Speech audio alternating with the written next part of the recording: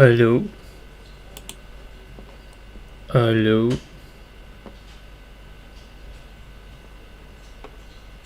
Алло.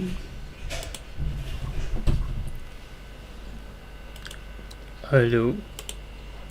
Гук ёсць, наколькі я магу судзіць. Шаноўнае гаспадарства.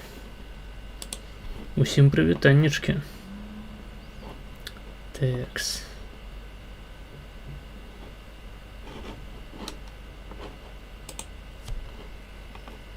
Тэкс. Трэба параскідваць спасылку. Напішыце, наколькі добра мяне чуваць. Як вашыя справы. Дзяліцеся тэмамі, якія вы хочаце абмеркаваць сёння на стрыме. Увогуле пішыце ў чат. Павінна быць весела, як і ў мінулы раз. Вось. Там ёсць адзін відос замоўлены у чарзе. Акрамя яго нічога няма, таму данаціць таксама можаце смела нават па першай. Тэкс. Пачалі. Яшчэ Discord.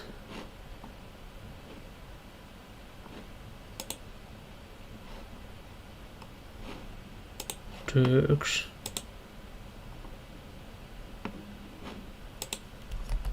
Не забыть тегнуть.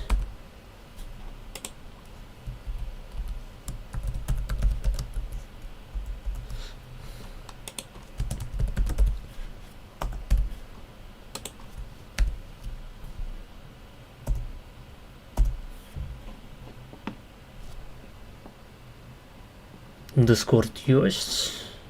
Текс. И X наступны на чарзе. Зараз туды яшчэ спасылку закінем і будзем пачынаць. Так.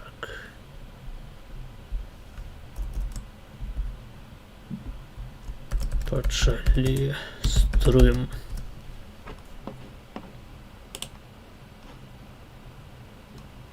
Так.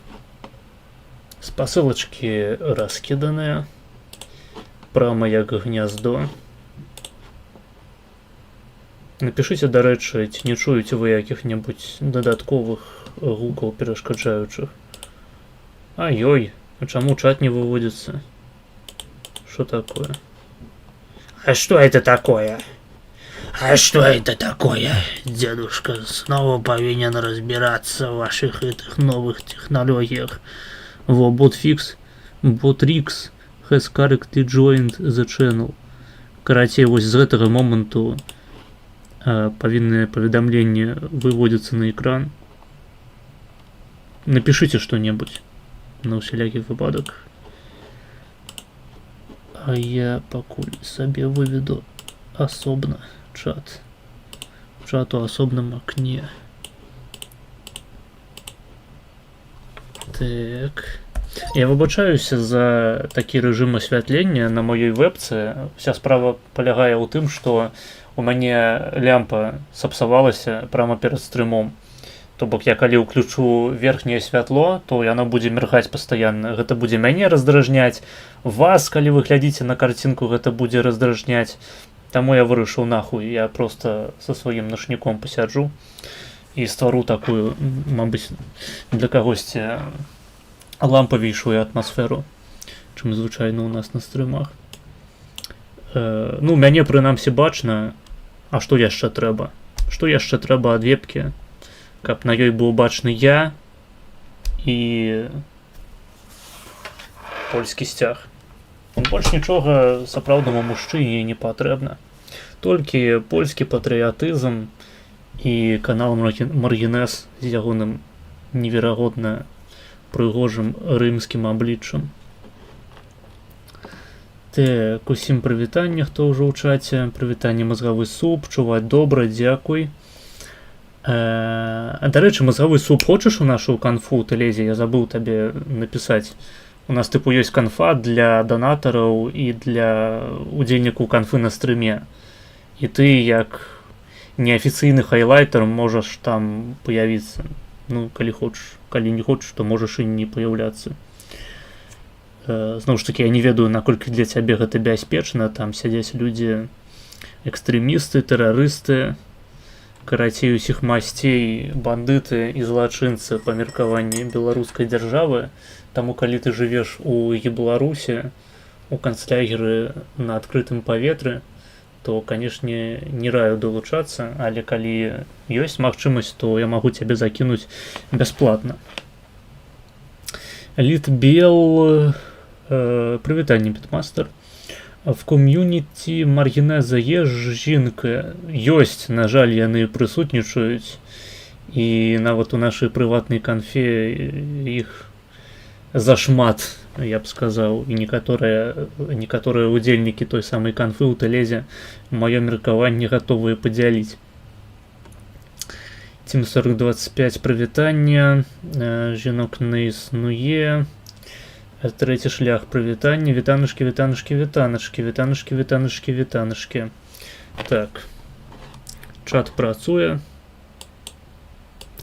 На экран выводзіцца. Цудоўна. Цудоўна. Усе кампаненты паспяховага стрыму былі падрыхтаваныя. Засталіся толькі вашыя данаты. Так, я яшчэ закінуў чат спасылку на спіс з відосамі. Замацую. Метадалагічна. І не ведаю, можна які-небудзь навіны абмеркаваць. Нічога асаблівага не здарылася, мне здаецца, апошнімі днямі. Усе абмяркоўваюць або Мадуру, або жанчыну, якую Айс прыстрэліў, або чарговы нейкі нафтавы танкер, які амерыканцы заскамілі у расейцаў. У мяне ніякага экспертнага меркавання па гэтых пытаннях няма асабліва, але калі цікава, можам гэта абмеркаваць.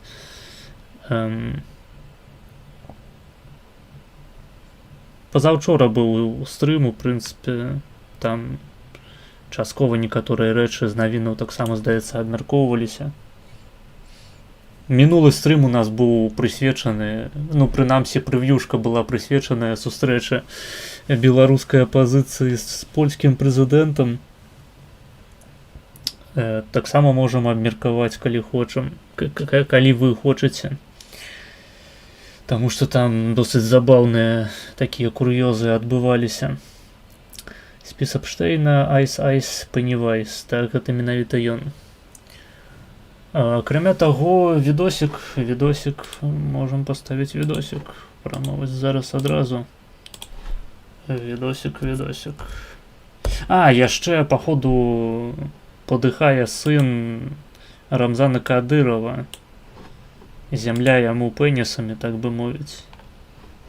Вельмі шкада хлопца. Спадзяюся, ён быў у трусіках хаця б. А то было б зусім неяк няёмка. Такс.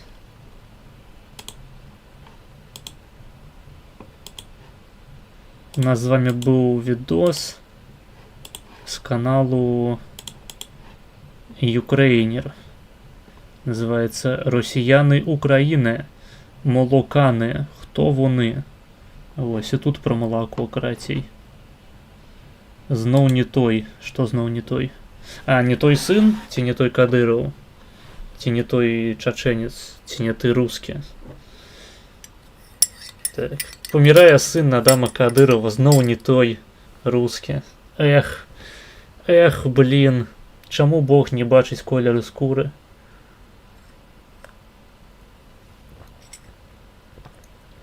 Чаму Бог не адрознівае славянскія мовы, такія як чачэнская і расейская?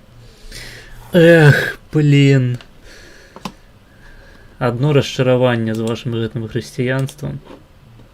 Ай-яй-яй. Што гэта робіцца такое? Сумна.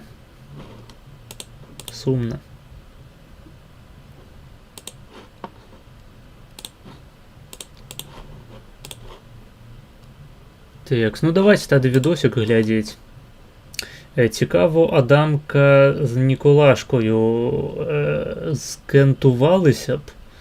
Я не ведаю, я, до речі, один раз у житті бачу Миколая Лукашенко. Калі ты яго маеш на ўвазе. Я яго бачу просто ўжывую, ён прайшоў міма мяне. Гэта было на біялагічным факультэце БДУ, таму што я там вучыўся тады, гэта быў 22 год, здаецца, восень. І ён жа паступіў у той самы год на спецыяльнасць, якую спецыяльна для яго стварылі, накірунак такі. Ён там называўся тыпу біятэхналогія, медыцынская біятэхналогія, нешта такога кшталту. Спецыяльна створаны быў кірунак, нібыта для найлепшых студэнтаў па ўсёй краіне, але чамусьці, калі я быў тым самым найлепшым студэнтам, таму што я алімпіяднік, такі кірунак створаны не быў, але як толькі сын Лукашэнкі пачаў паступаць на біяфак, адразу там і дарогу паклалі, і рамонт зладзілі факультэту, і з іх цэлы кірунак стварылі, каб на яго мог паступіць Лукашенка. І я яго аднойчы ўбачыў у калідоры. Не ведаю, ці ён там хадзіў на заняткі, ці зараз ён там навучаецца, увогуле не ебу абсалютна. У тым жа самым годзе я з'ехаў з Беларусі. Але я яго бачыў, ён прайшоў міма мяне, і я вельмі ўразіўся тым, наколькі тупое ў яго ебала. То бок ён проста дэгенерат фізіягнамічна. Ён нават большы дэгенерат, чым ягоны бацька. Таму што памятаеце той тренд, годзе, зноў ж такі, у 18-19, мабыць, раней, калі Міколу Лукашэнку выстаўлялі такім крашам для дзяўчынак 11-12гадовых.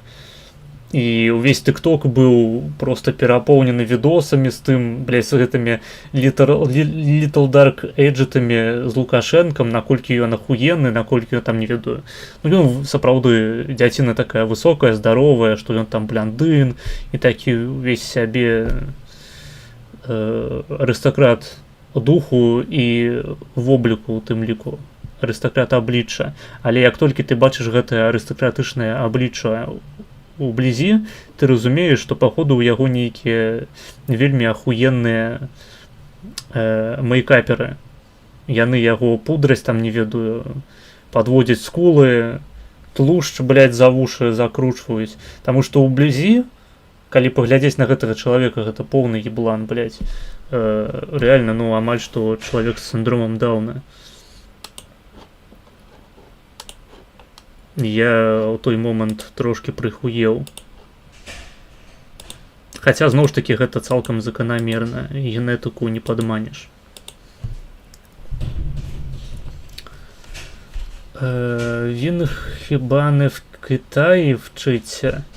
А мне здаецца, гэта ўкідваюць усялякія фейкі, усялякія такія псыёпы, таму што ён паступіў на біялагічны факультэт БДУ, на якім спецыяльна пад яго зладзілі ремонт, зладзілі цэлы кірунак, падрыхтавалі там выкладчыкаў асобных, якія у эксклюзіўным такім фармаце яго падрыхтоўвалі, з ім пісалі артыкулы навуковыя, бесталковыя абсалютна, там таксама выходзілі на Зеркалі ці на нашай Ніве разборы артыкулаў, якія пачаў пісаць Мікола Лукашенка. То бок там такая просто ерундыстыка, бздура, якую ўсе пішуць у Беларусі, просто каб сабе набіць колькасць артыкулаў у якім-небудзь весніку БДУ, там, дзе ніхто іх не рэцэнзуе па-нармальнаму, усім насраць насамрэч. Гэта не дзіўна само па сабе, але ўсё ж такі, калі ты ствараеш цэлы кірунак, і рэарганізуеш увесь біялагічны факультэт пад аднаго чалавека, то можна было б гэтаму аднаму чалавеку, прынамсі, ну, нейкія магчымасці сапраўдныя прадставіць, але нават для Лукашэнкі не знайшлі людзей, якія могуць з ім пісаць талковыя навуковыя артыкулы. А потым ужо пачаліся ўкіды пра тое, што ён перапаступаў у Маскву, што ён вучыцца ў Кітаі, яшчэ недзе там. Мне здаецца, што Лукашенка, старэйшы, ніколі б не пусціў малодшага ехаць у Расію і тым больш у Кітай, таму што гэта проста для яго небяспечна. да яго прыйшлося б прыстаўляць некалькі, блядь, дзясяткаў чалавек, якія б яго ахоўвалі ў Кітаі. Нават у Рашцы яго прыйшлося пахоўваць, таму што Лукашенко ён не давярае расійскім спецслужбам, не кажу ўжо пра Кітай. І я абсалютна ўпэўнены, што нягледзячы на ўсе гэтыя спробы ўкідаў і псыёпаў, Лукашенко малодшы ўсё яшчэ застаецца ў Беларусі і навучаецца ў нейкай беларускай установе. Іначай гэта проста супярэчыла б лукашэнкаўскай параноі, што тупа. Навошта нешта рабіць, нешта вучыць, калі ты сын Лукашэнкі? Ну, мне здаецца, у яго ёсць нейкія амбіцыі ў тым сэнсе, што ён жа, блядь, не пайшоў навучацца ў у акадэмію кіравання пры прэзідэнце РБ. Ён не пайшоў у інстытут бізнесу, ці як гэтая хуйня ўся называецца. Не пайшоў у акадэмію КДБ, МВД і далей па спісе. Ён з нейкага хуя пайшоў вучыцца на біёлага. Я, як біёлях, магу сказаць, што на біёлага можна пайсці вучыцца толькі ў тым выпадку, калі ты вельмі любіш, блядь, біялогію. У іншых выпадках гэта проста бессэнсоўна. Таму, бля, а нахуя тады проста? З таго пункту гледжання, што на біялогіі прасцей вучыцца, але для яго там спецыяльны кірунак стварылі. Ён не навучаецца на звычайнай біялагічнай праграме. Там нейкая спецыфічная, блядь, біятэхналагічная праграма, звязаная з медыцынай. Як яна канкрэтна там зладжаная, я хуй ведае, але, прынамсі, мне гэта падаецца занадта заёбным, як для Лукашэнкі старэйшага, так і для Лукашэнкі малодшага, каб высуваць такія гіпотэзы, што насамрэч, блять, ён просто сын Лукашэнкі, яму на ўсё похуй. Ёсць іншы варыянт, што яму не похуй на ўсё, але ўсё роўна, гэта ведаеце, як перастаньце мяне называць мілорд, так, мілорд. То бок ён бы, мабыць, і хацеў апынуцца ў нейкай нейкім канкурэнцыйным асяроддзе, дзе з ім бы супернічалі, яго цвяроза аб'ектыўна ацэньвалі, і ён бы набываў пэўныя веды, пэўныя навыкі ў адпаведнасці з тым, што ён можа, на што ён сам здольны, проста па сваіх інтэлектуальных магчымасцях. Але ніхто гэта яму не дазволіць зрабіць, таму што ён сын Лукашэнкі.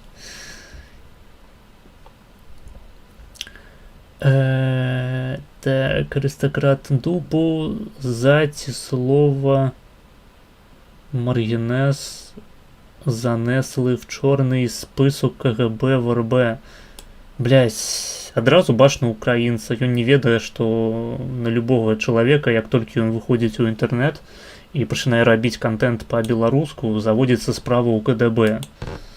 То бок, ну, яна не заводзіцца, то бок, мабыць, афіцыйна яе не знойдзеш у нейкіх базах даных, але дакументы на цябе пачынаюць збірацца з самага пачатку. Нават калі ты блогер на 2 падпісчыкі, на цябе ёсць асобная папка. Гэта так працуе. Так працуюць спецслужбы ў Беларусі. Кожны знаходзіцца на алоўку. Гэта сапраўды трэба тлумачыць, камон. То бок усе людзі, якія на мяне зараз падпісаныя і думаюць, што яны не спажываюць экстрэмісцкі контент, таму што мяне пакуль што няма ў экстрэмісцкіх спісах, памыляюцца. Вам пізда. Калі вы жывяце ў Беларусі і глядзіце мой контент, вы ўжо трупы, блядь. Вы не жыльцы, вы мёртвыя стараліцвіны. Вы доўга сярод нас не прабудзеце. Рана ці позна за вами прыйдуць.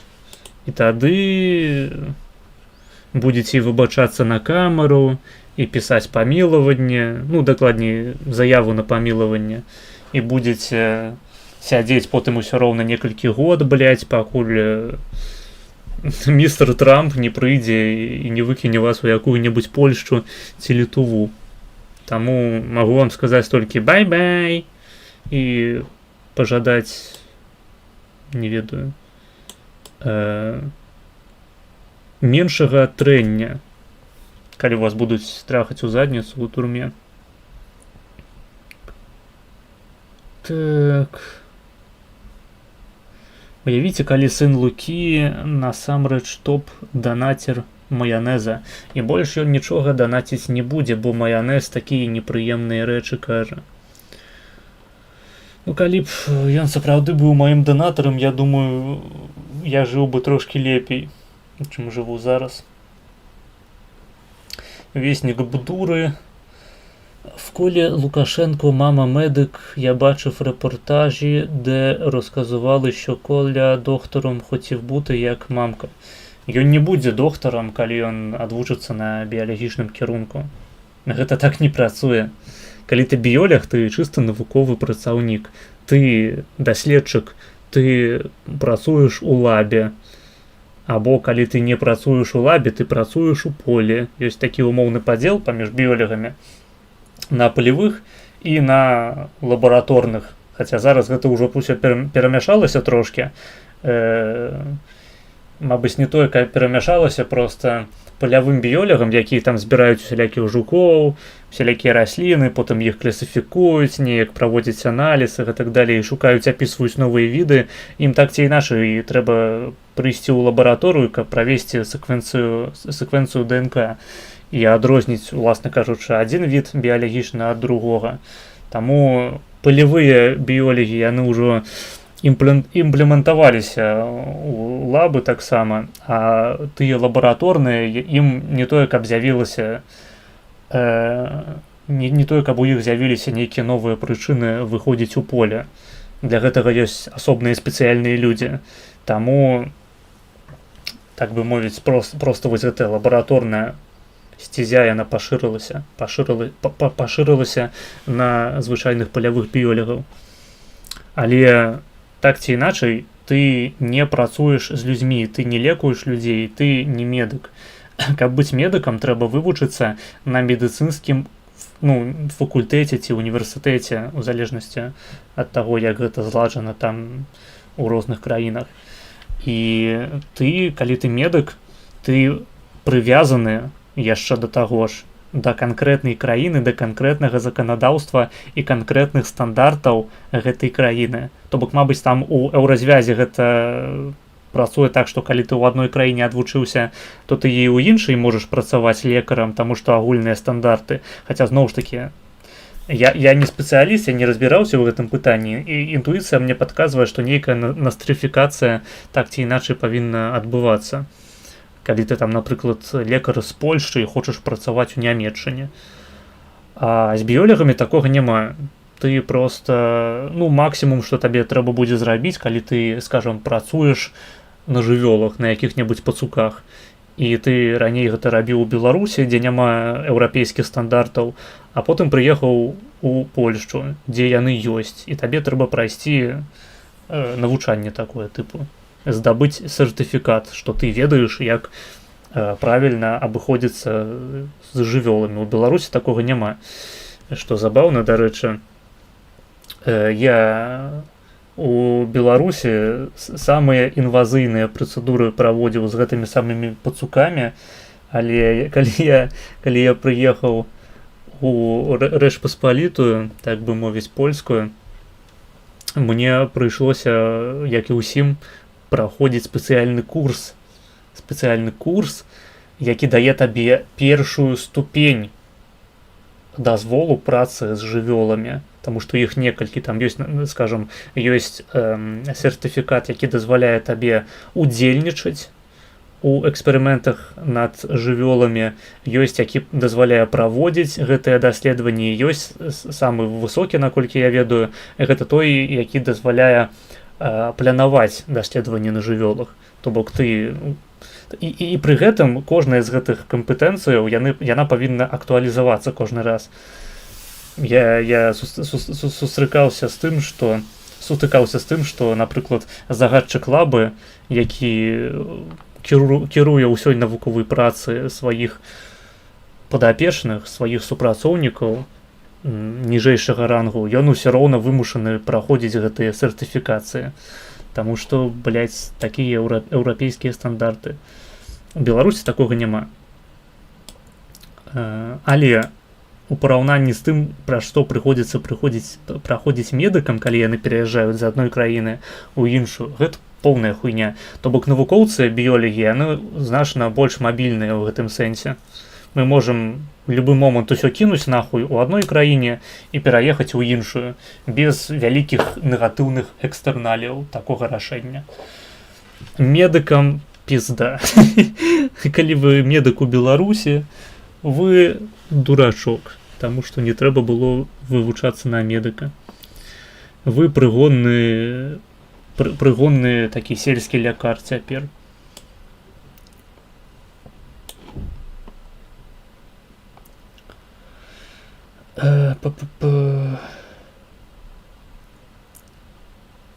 Ну і адпаведна біёлагі, яны звычайна не працуюць з людзьмі. Усе даследаванні праводзяцца на жывёлах.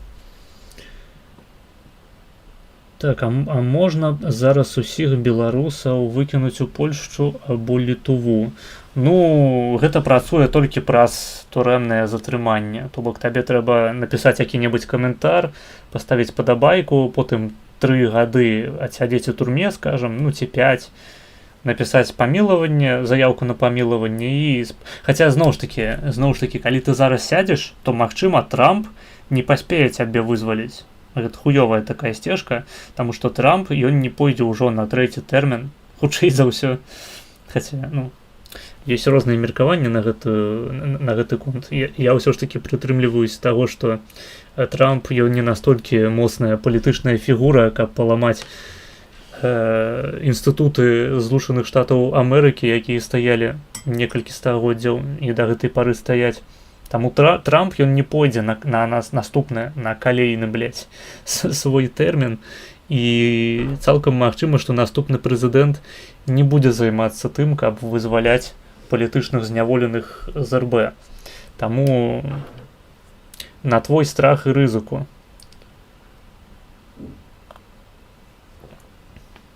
Так ці іначай ты можаш проста з'ебацца ў Грузію, а потым падацца на праграму Каліноўскага, вось на якой я навучаюся.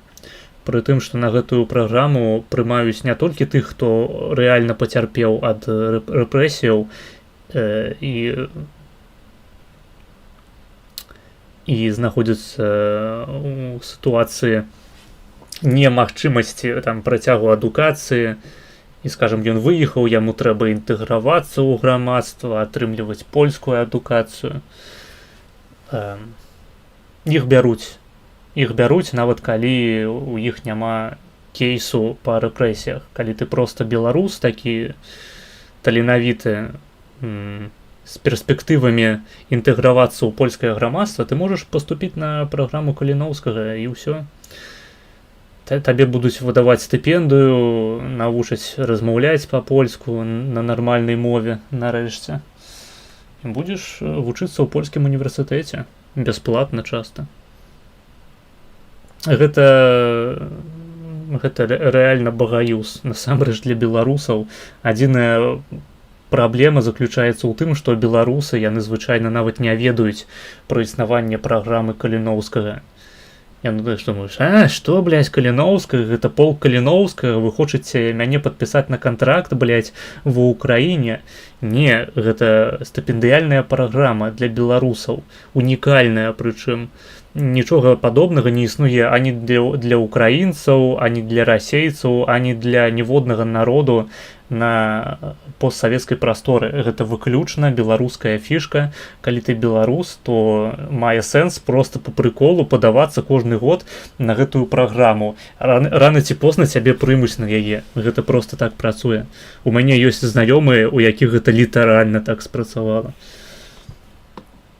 Вось. Я не падпісваў ніякіх дакументаў пра неразгалошанне гэтых усіх момантаў. Пра гэта ўсе ведаюць, і я думаю, вы таксама павінны пра гэта ведаць. Ну ты выдатна прыдумаў стрыміць у 9, чаму не ў 12? Ну, слухай, зараз субота. Нармальныя людзі адпачываюць і глядзяць стрымы. Я лічу, што я ў адпаведны час яго падрубіў.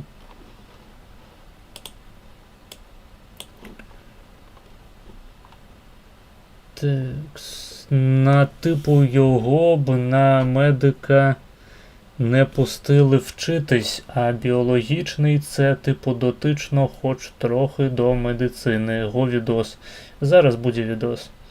Да ні, на медика його так само могли взяти. Ён же там олімпіадник нейкі. Так, і не ведаю, наколькі ён сапраўдны алімпіяднік, але рэальна гэта не праблема. Калі яны стварылі цэлы кірунак медыцынскі на біялагічным факультэце, я думаю, взять навучыць Лукашенку у медыцынскім універсітэце якім-небудзь менскім не праблема абсалютна. Яго маглі б туды прыстроіць. Пытанне да цябе, як да біёлага, рапуху сапраўды можа надзьмуць як шар, як гэта было ў Шрэка, ці гэта ўсё фэйкі. Я цябе ўпершыню пачуў пра праграму Каліноўскага. Ну вось, пра што і гаворка. А наконт рапухі, ну так, яе можна надуць, як і рыбу можна надуць пры жаданні, любы такі мягкацелы жывы арганізм. Рапуха, яна яшчэ і з тонкай скурай, то бок гэта не рэптылія. Надуваць яе самае задавальненне, ведаеш, як проста гумавыя шарыкі. Асуджаю, канешне ж, асуджаю. Давайте тады відосик поставім пра расейцаў у Польшчы. Не ў Польшчы, в Украіне. Пагналі.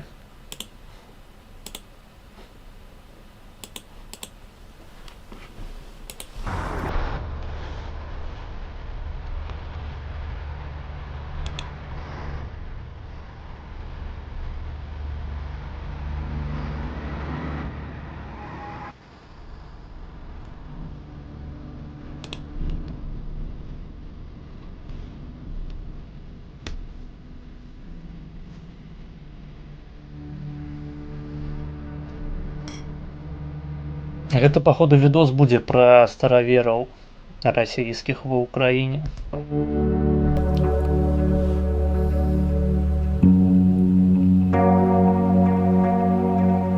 Дзякую, я абавязкова паспрабую надзьмуць рапуху. Так, мне здаецца, рапуха, яна ўжо занадта надзьмуханая, таму што яна ігнорыла мае паведамленні ў тэлеграме і не хацела прыходзіць на стрым. Таму як бы... Мабыць, там ужо і няма чаго надзьмухаць, так бы мовіць, ужо перапоўненая цалкам паветрам.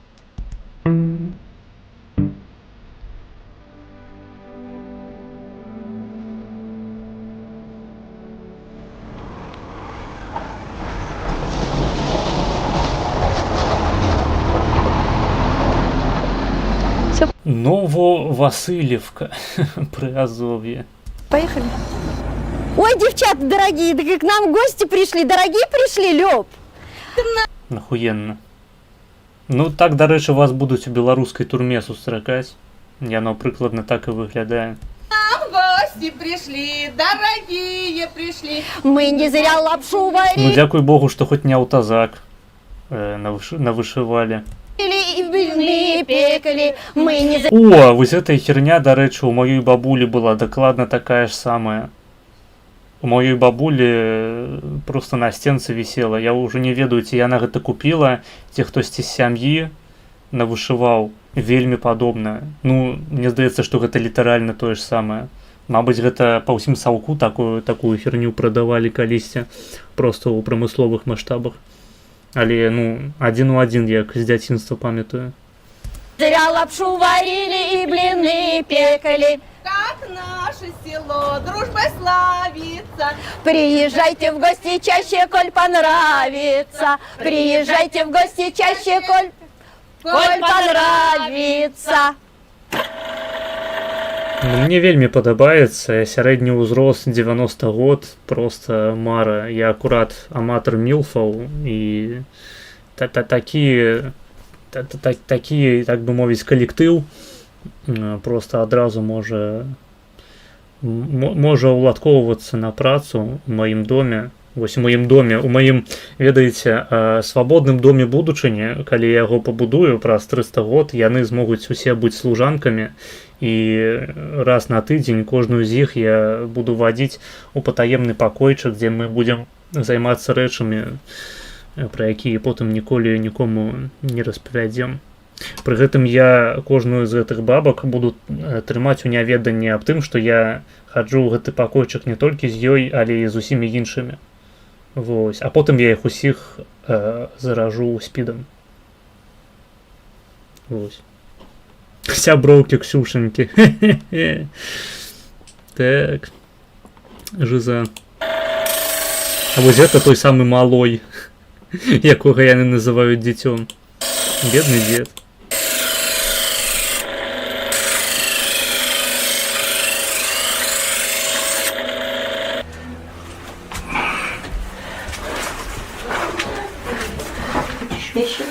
И сейчас будут стружки, да.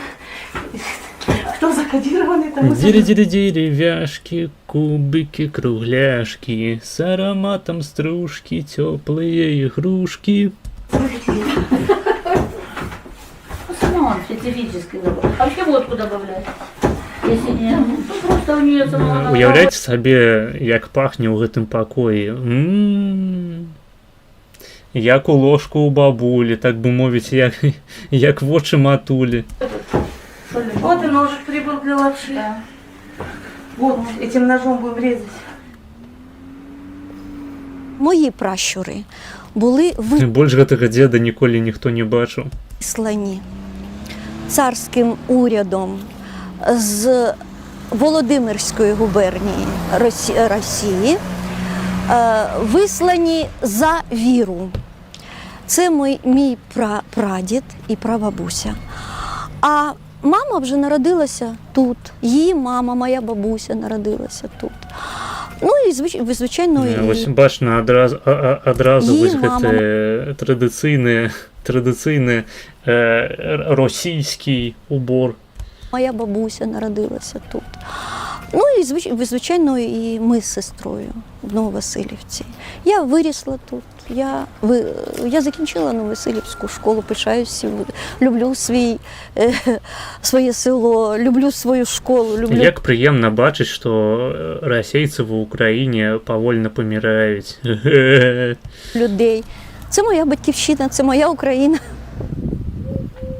Як жа ось вока цешыць тое, што сярод гэтых людзей няма ніводнага чалавека ніжэй, не ведаю, 50-кі па ўзросце. Дом номер 71. Хахлы робяць выгляд, што этнічныя расейцы, у іх гэта не траціна насельніцтва, а нейкая невялічкая група, у і Беларусі таксама. Не, ну слухай, ну і правільна робяць. Я б гэта рабіў абсалютна так жа сама. Толькі, на мой погляд, беларусы, яны па-іншаму трошкі шляху пайшлі, яны вырашылі быць рускімі са знакам якасці.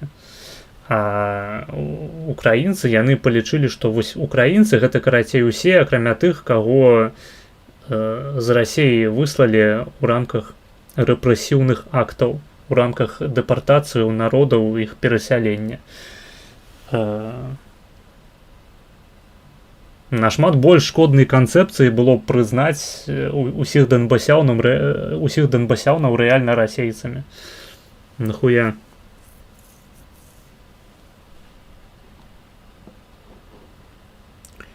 Чаму не на нармальнай рускай языке?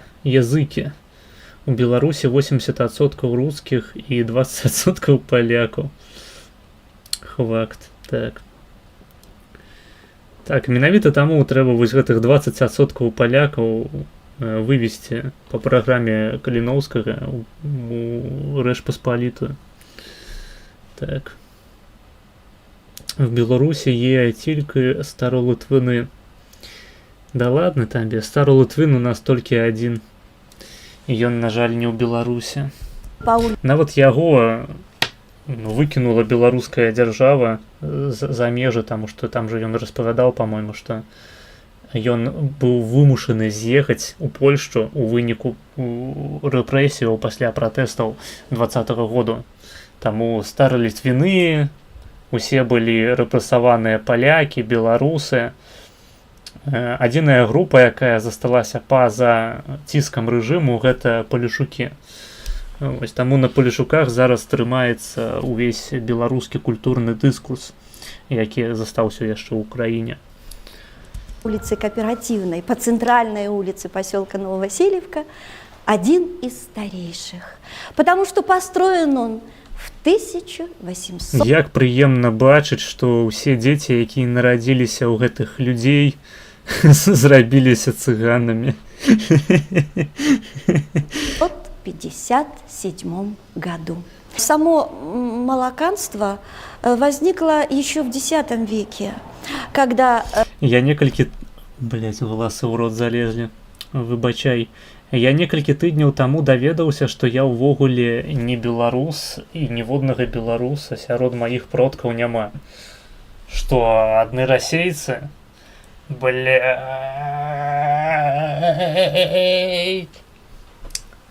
Спачуваю. Зямля табе кунігасамі. Христианство было на грани раскола, возникли так называемые секты. Секта в переводе с латинского «школа». То есть это иное толкование христианства. Это наша светлица, горница. Поляки и казахи, пиздец, блять. Вось гэта мікс, нахуй. Я б калі цябе на вуліцы сустрэў, я б цябе вось гэтым польскім сцягом, гэтай палкай з польскім сцягом, я просто цябе захуяру. Просто поебали, настучаў, вось так, табе твою моноабро, блять, вырваў, нахуй. І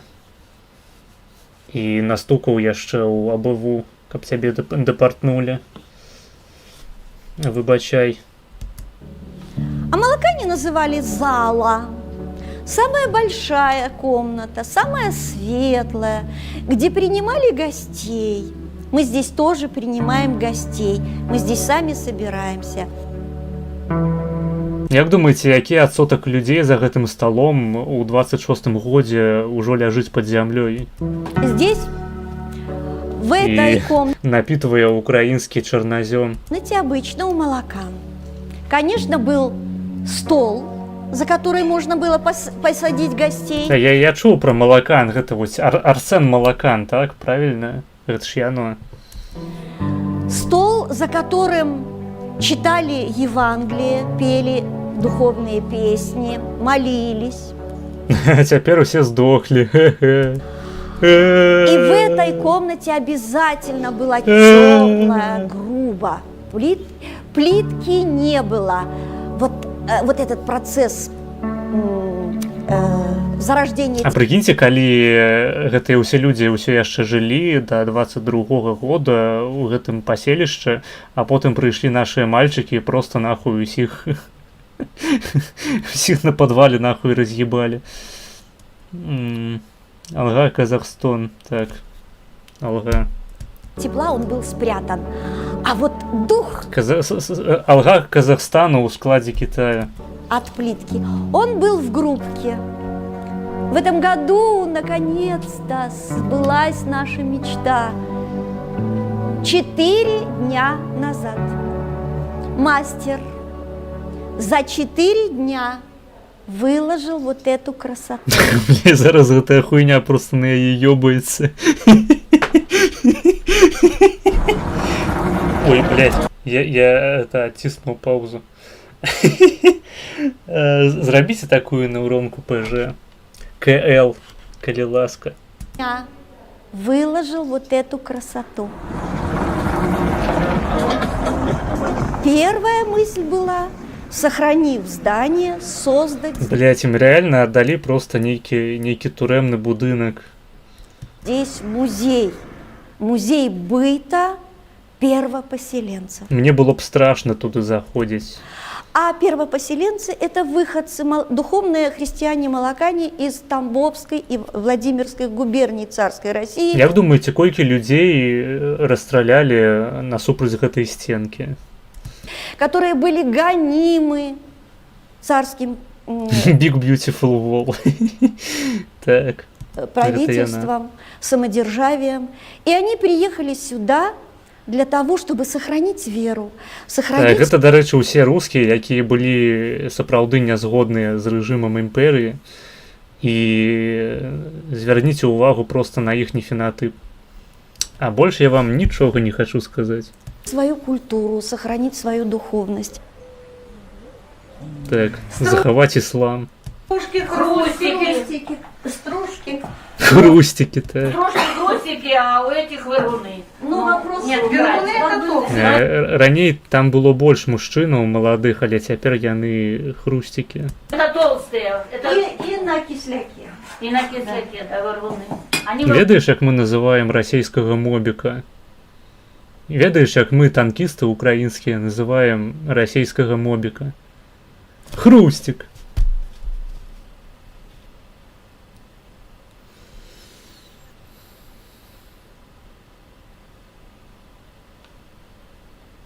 выворачиваются тоже так, как 100. А вместо соды мы нальем. 100 грамм. Это водка. Это сама Ну, конечно, як же без водки, гэта ўсё ж такі расіяны Украіны. Па-першае, яны расіяны, а па-другое, Украіны. Ну, мутный какой-то. Ну, темный. Какой он мутный? Он же на травах. С кипельными занавесками. Когда приходят детки к нам на экскурсию, мы немножко вспоминаем лексику малаканскую. Речь очень интересная. Кипельные, я почему спрашиваю, ребята, кипельные, что это такое? Ну, многие дети там, кто знает, кто не знает. И я говорю, а вы видели, как кипит вода? И пенка появляется. Какого она цвета? Белого. Если вода чистая, пенка белая, ослепительно белая.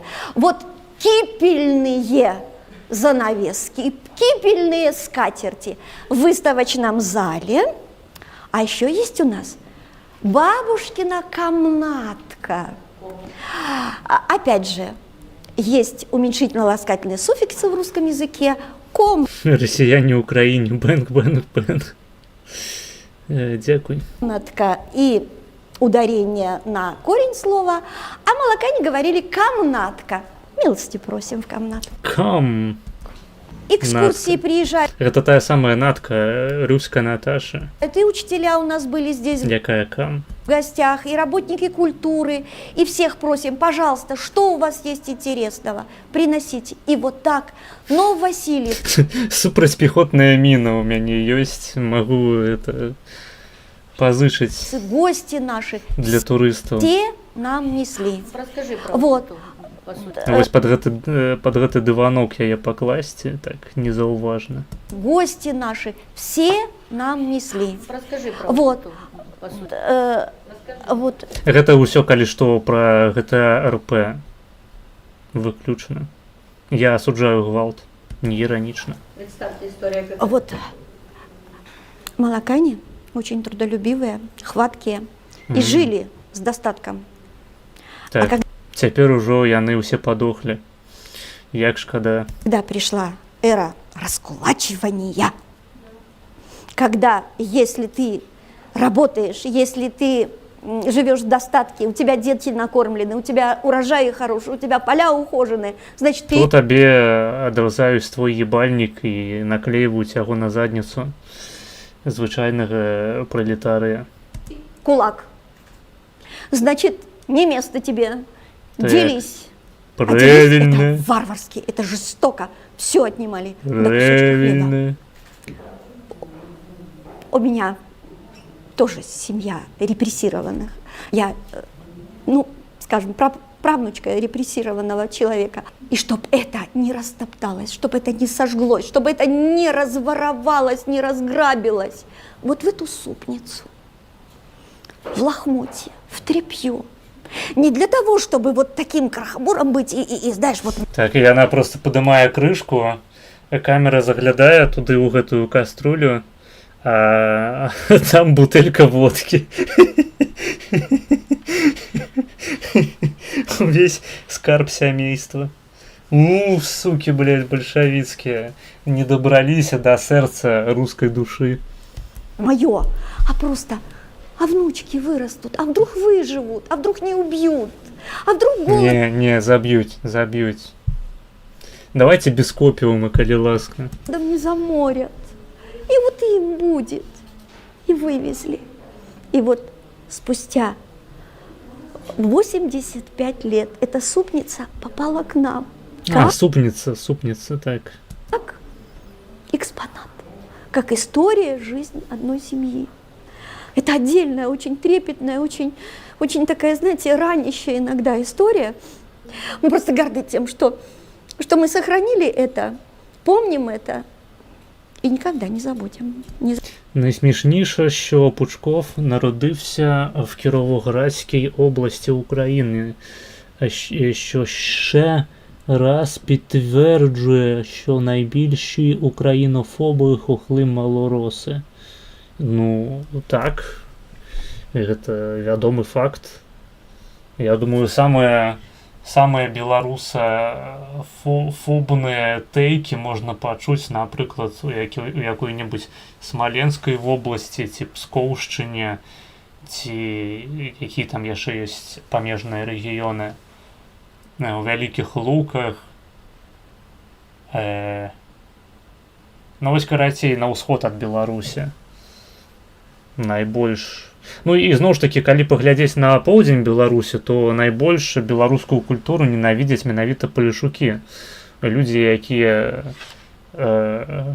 ствараючы ўласны контент па-беларуску, хочуць гэты контент атруціць сабой, так бы мовіць, атруціць, вось, каб адзіная беларуская культура, якая заставалася ў краіне, была палескага чарнобыльскага паходжання. І такім чынам яны здзяйсняюць свой акт геноциду беларускай культуры. А ў выпадку з Украіны, канешне, кубаноiды там усялякія. Па-мойму, Пучкоў, ён жа ўвогуле з Харкова. То бок ён харкаўскі еблан. Ну і ўсе гэтыя підары па тыпу угольнага, па тыпу ватаадміна, яны ж усе хахліны. Мне просто соромно за гэта з нейкай прычыны. За что? Под окном высоким вишня белоснежная цветет. Мимо этой вишни, мимо этой хаты. Не праходзіў містер Немец, падняўшы кулямёт. Крутый видос, конечно. Парень бравый первый раз идет мимо этой вишни, мимо этой хаты. Парень бравый первый раз идет.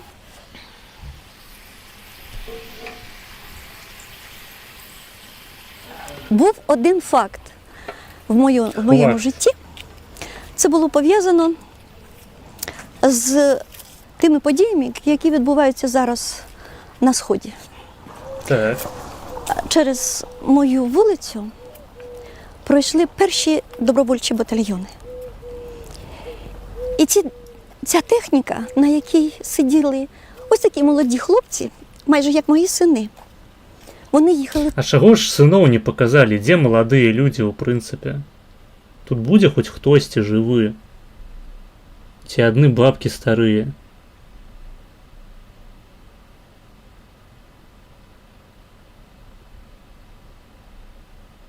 Карацей, я думаю, калі б яны пісалі новы ролик пра расіян ва ўкраіне, ім трэба было б, ну, не ведаю, неяк закалабіцца з вайсковымі расійскага паходжання. А то зусім неяк няёмка. Захищати нашу батьківщину. Там хоць маладыя хлопцы ёсць. А я йшла в музей, а потім прийшла сюди і розказала, що діти поїхали туди. А була тиша, мене ніхто не чув. І мені сказали, Володимирівна, а твої діти? Я говорю, а я прятать их не буду. И они у меня прятаться не будут. Вот надо, встанут и пойдут, потому что это наша земля, это наша родина. Иначе нельзя, совесть не позволит. Я буду плакать, я буду ждать, я буду за них молиться. чтобы было у них все хорошо, и чтобы другие дети не гибли, и чтобы наконец-то матери перестали плакать, чтобы наконец-то был мир. По сегодняшний день я этого хочу. Вот так. Па сённяшні дзень ты хочаш, каб твае дзеці пайшлі на вайну? Ці... Гэта які год? 21. Цікава было б паглядзець актуалачку. Еще самое найважливе, Музей быта первопоселенців, блядь, як гэта ахуєнно гучить. мабуть, це поклик Нашатки неандертальцаў на українській землі. коли людина Хаця, шчыра кажучы, па фенатыпе яны больш денісовіанаў нагадваюць. обдумавши все, робить висновок і визначає напрямок свого життя. У нас на Запоріжжі, на Хортиці, проводиться фестиваль «Барвиста Хортиця». Всі культури, всі греки, молдавани, русские, все едут. Вот. Все едут туда. И мы тоже участвуем в этом, едем. Не, ну слухайте, гэта неблагая форма сацыялізацыі для бабак, таму што ў гэты самы час яны маглі б усе сядзець проста ў якой-небудзь паліклініцы ў чарзе і псаваць жыццё звычайным людзям, просто атручваць нахуй усё паветра. Представляем наш район вместе с друзьями. Выпускать свои раковые Стыдно вирусы. и больно. Ой, Стыдно и больно. Стыдно и больно. текс. Донат.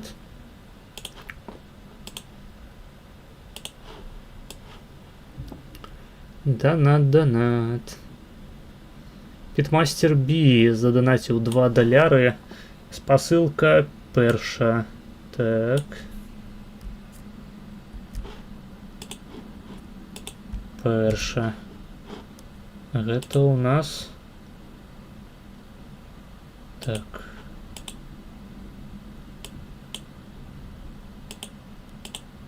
Гэта у нас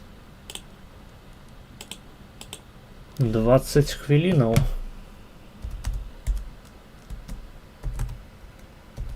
Дзякуй табе за... Выбачаюся.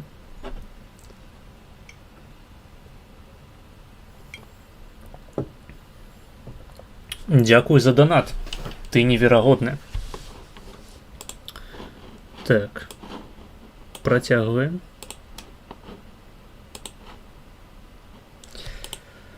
Хахлы підарасы, бо Пучкоў, Елізараў і гэтак далей. Так, ну я не здзівіўся б, калі папынулася, што ўсе вядомыя дзеячы расійскага палітычнага поля ці медыйнага поля, наўрад ці яго можна назваць палітычным у поўным сэнсе гэтага слова, паходжання украінскага або беларускага, як гэта заўсёды і бывае.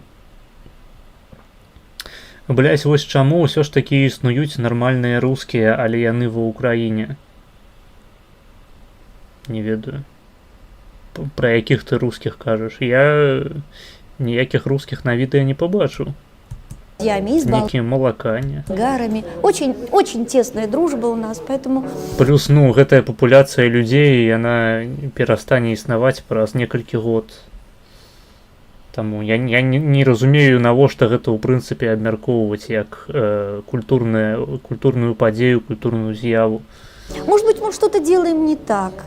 Может быть, кто-то скажет, что этого делать не надо. Ну, вот так мы живем. Иногда, может быть, ну, когда что-то совсем какая-то серая полоса пойдет, думаю, ну все, ничего, уже не буду. А потом все равно приходим потому что есть Нововасильевка, есть еще часть жизни, которую как-то хочется прожить, чтобы не просто бесследно, а чтобы... Это потом уже думается там, ой, Ляня, сколько сделали. А вот так душа тянется, рвется и делаем, и все. Не гордимся, нет. Скорее всего, он просто наш. Вот он вот такой родной. Я не ведаю, у мяне вайба ад гэтай суполкі звычайных расійскіх бабак. Просто гэта тыя самыя расійскія салковыя бабкі, якія апынуліся па іншы бок мяжы. Яны нічым не ганарацца, яны мараць аб тым, каб іхныя дзеці здохлі нахуй у вайне. и просто избираются регулярно паміж сабой, каб пабухаць і паабмяркоўваць, не ведаю, маладосць, калі прыйшоў чачэн і трахнуў іх у іхную вузкую пиздёнку. Дали грант, сказали знімати про росіяни. От. Ну, слухай. Не, по якості та відео добре, просто матеріал так собі. То бок узяли нейкі былы будынак мясцовага РОВД, дзе людзей расстрэльвалі ў часы Саўку, і туды напхалі бабак расійскага паходжання, каб яны менш месца займалі ў паліклініках. Ну, такое. Досыць хтонічнае відэо насправдзе, ну, ёсць такое. Гэта табе не немцы ва ўкраіне, і нават не вугорцы. По улице молодчик, вдоль по улице молодчик часто похаживали, а он на Танину окошку, часто поглядывал. Спадзяюся, што на пахаванні Адама Кадырова спяваць будуць падобным чынам. Часто поглядывали, с тобой под венец, да и с тобой под венец отправлялась.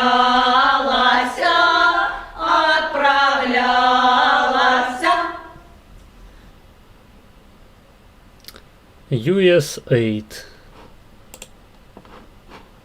Дзякуй за відэо. Текс. Наступны відос з першай чаргі. Я так разумею, з таго самага каналу.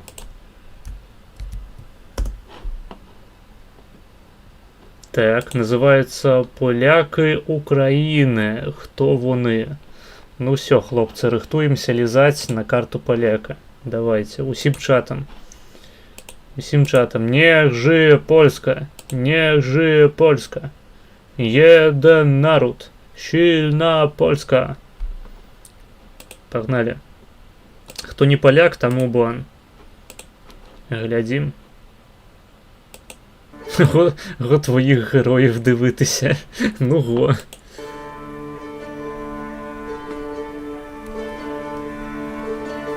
Во, адразу бачна толковых людей, касцёл на першых кадрах.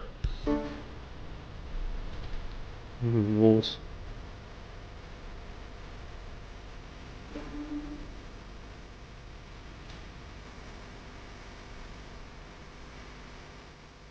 А вось гэта дом правага кута. Зараз назіраеце прыкладна так ён і выглядае.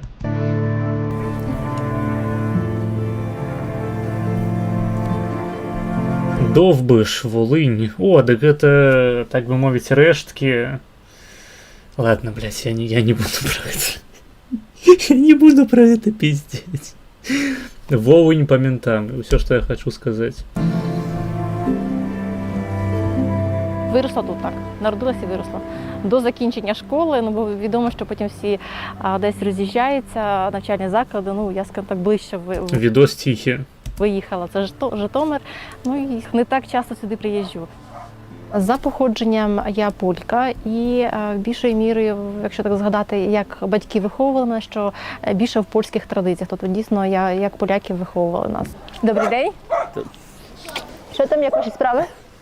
Добрий день! Фартушок. А можна по-нормальному? Там одразу було бачно, що батя не зрозумів, що я сказала.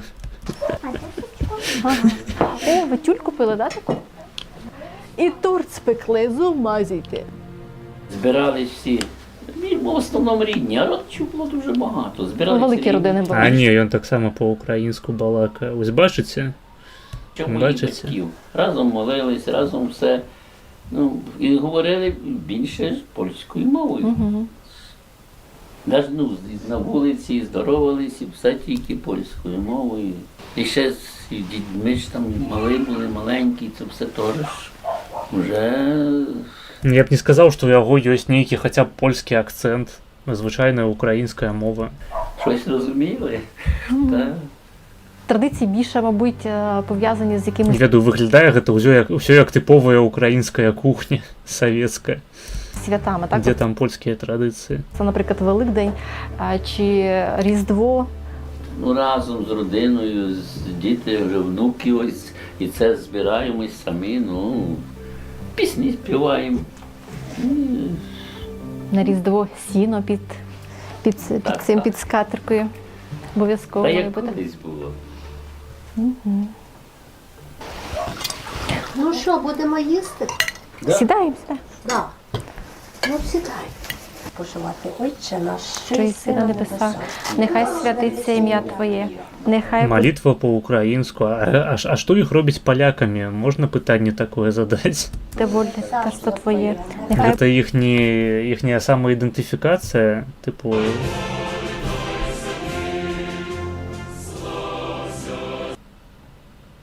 Ебать!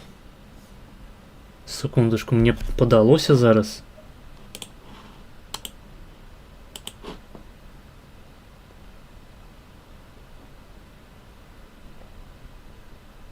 Мне не падалося, бля.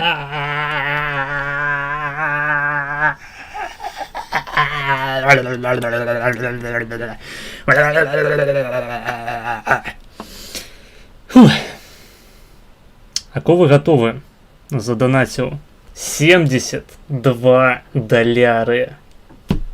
Ёб вашу мать.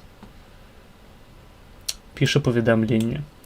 Дару гледачам 6 гадзін геймплею адной з маіх любімых гульняў «Гарачая лінія Майами».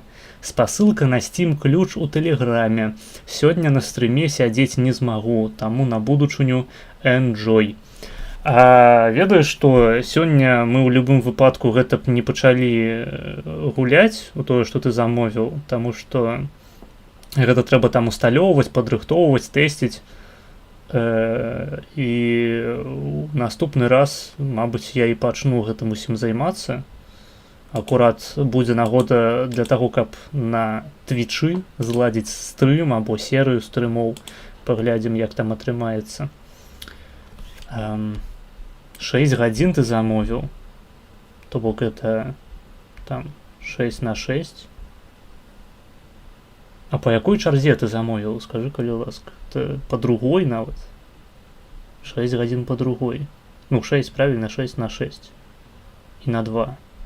Гэта по другой. 72 даляры гэта 6 гадзін по другой. Ёпта.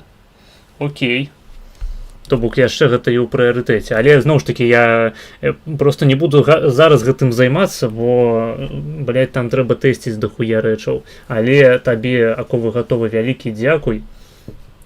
72 даляры гэта рэальна дахуя.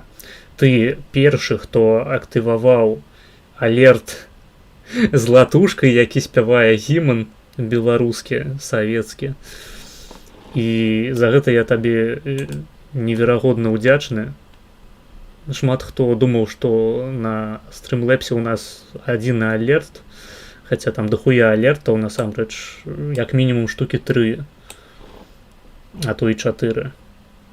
Вось, карацей, ты неверагодна, не іранічна, і вялікі дзякуй. Вялікая падтрымка маёй творчасці вельмі матывуе, таму што 72 даляры гэта грошы. Гэта ўжо грошы. Дзякуй. Спадзяюся, у цябе ўсё добра атрымалася з тваім залікам, які ты павінен быў пісаць, здаецца, сёння. Ці там у найбліжшым часе. Карацей, так ці іначай, табе там поспехаў у вучобе, ва ўсіх жыццёвых справах. Вось, і маці тваёй перадай прывітанне, што дзякую ёй за нараджэнне і выхаванне такога сына, які можа проста прыйсці на стрым, і як мужик з барадой, просто з барадзішы вываліць, блядь, просто на стол, нахуй, усё, што ён пры сабе мае. Усе свае яйкі, блядь, просто гіганцкія, нахуй, арэшкі. Выкаціць, нахуй, на стол і сказаць all in. All in. І мне нават не шкада таго, што я раблю all in, таму што на заўтрашні дзень я зараблю, блядь, в 10 разоў больш. І табе гэтага таксама, акулы гатовы, жадаю. 72 даляры, блядь! Вы ёбнутые. Просто охуеть. За один стрим, нахуй. 72 доляры. Не, конечно, я буду стримить дохуя гэтую гульню, цяпер цэлыя 6 гадзін, але зноў ж таки, ёпта. 72. 72. Гэта не 43, гэта 72.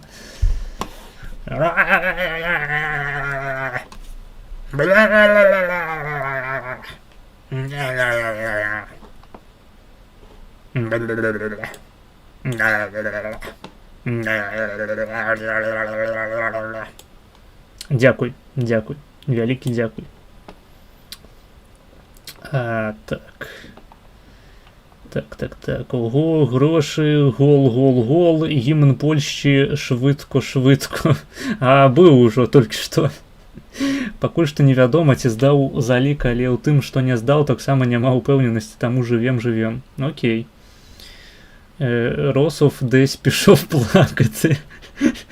Дарэчы, а ты, як чалавек, які глядзіць Росова, ведаеш, колькі яму данацяць на стрыме? Колькі ён просіць у сваіх гледачоў, каб акупіць стрым, так бы мовіць? Што ён лічыць акупаннем стрыму?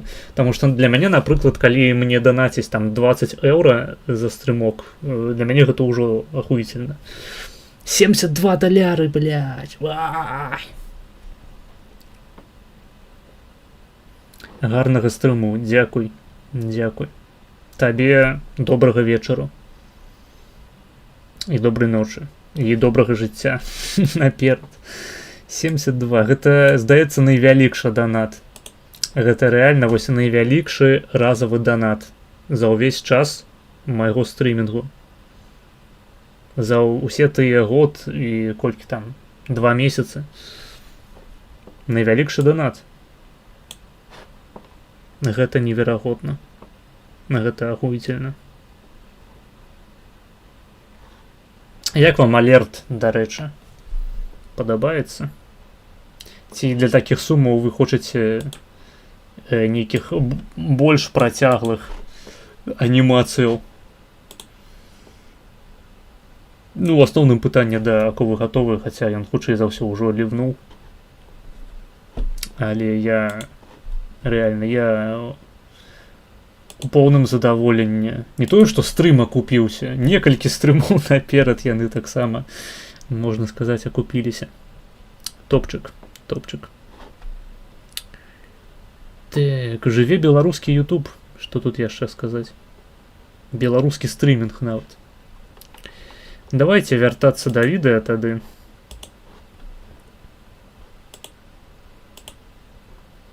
Працягваць.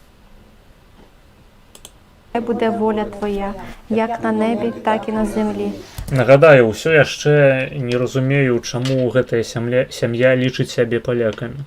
Хліб наш насушний дай нам сьогодні, і прости нам провини наші, як і ми прощаємо винуватцям. Ну, яны прынамсі белыя. Гэта можна сказаць адразу, то бок, магчыма, на фоне украінцаў яны б вылучаліся. І не веди нас у спокусу. Хаця гэта Волынь, заходняя Україна, там, здається, усі білі. Але визволи нас від лукавого. Амінь.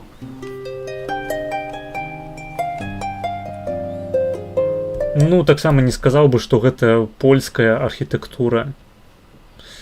Ну, типу... У нас така велика родина. Да ні, гэта звычайная салковая забудова. 50-х, вось гэта сталінкі такія сціплыя. Это яны. Сталінкі, Хрушч, Навастрой, нейкія гандлёвыя цэнтры. Гістарычнасць вось гэтага будынку я стаўлю пад сумнеў. Не ведаю, наколькі гэта ну, рэальна захаваўшаяся вежа, там, што гэта, ў прынцыпе, гэта кінатэатр, планета. Не, гэта хутчэй за ўсё ўвогуле Сталінка таксама. Таму хуй ведае. Ну, а там на гарызонце то ўвогуле.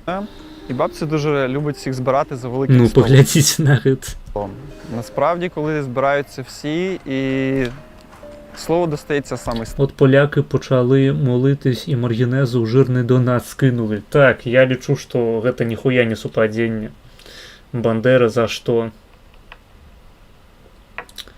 Бандера за ўсё хороше і супраць усяго плохого. Старший розповідає історії, І мене дуже Ну, тішило, слухайте, тут молоді люди, одразу бачна нація з будучиною. завжди є історії про те, як тут було на території під час Другої світової війни. Ну, знову ж таки, не стільки тішило, скільки було Так, як це було охуєнно. цікаво, як тут люди Блять, я реально, калі хтось з полякаў ці з польскіх спецслужб у мяне глядзіць, я найбольшы, найвялікшы не тое, што аматар, а прасоўвач польскіх наратываў на беларускую аўдыторыю, на вось этую мікрааўдыторыю беларускую. Таму я асуджаю падзеі, якія адбываліся на тэрыторыі Валыні ў часы Другой сусветнай вайны.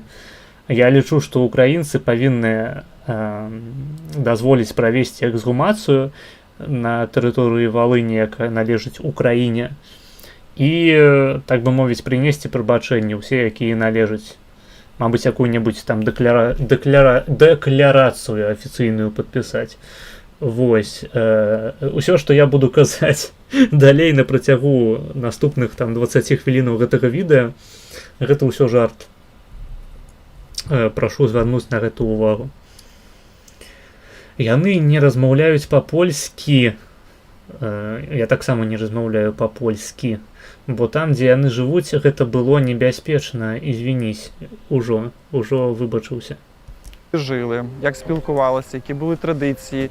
І це все настільки було цікаво за... Гэта, дарэчы, была не іранічная пазіцыя пра эксгумацыю, таму палякі.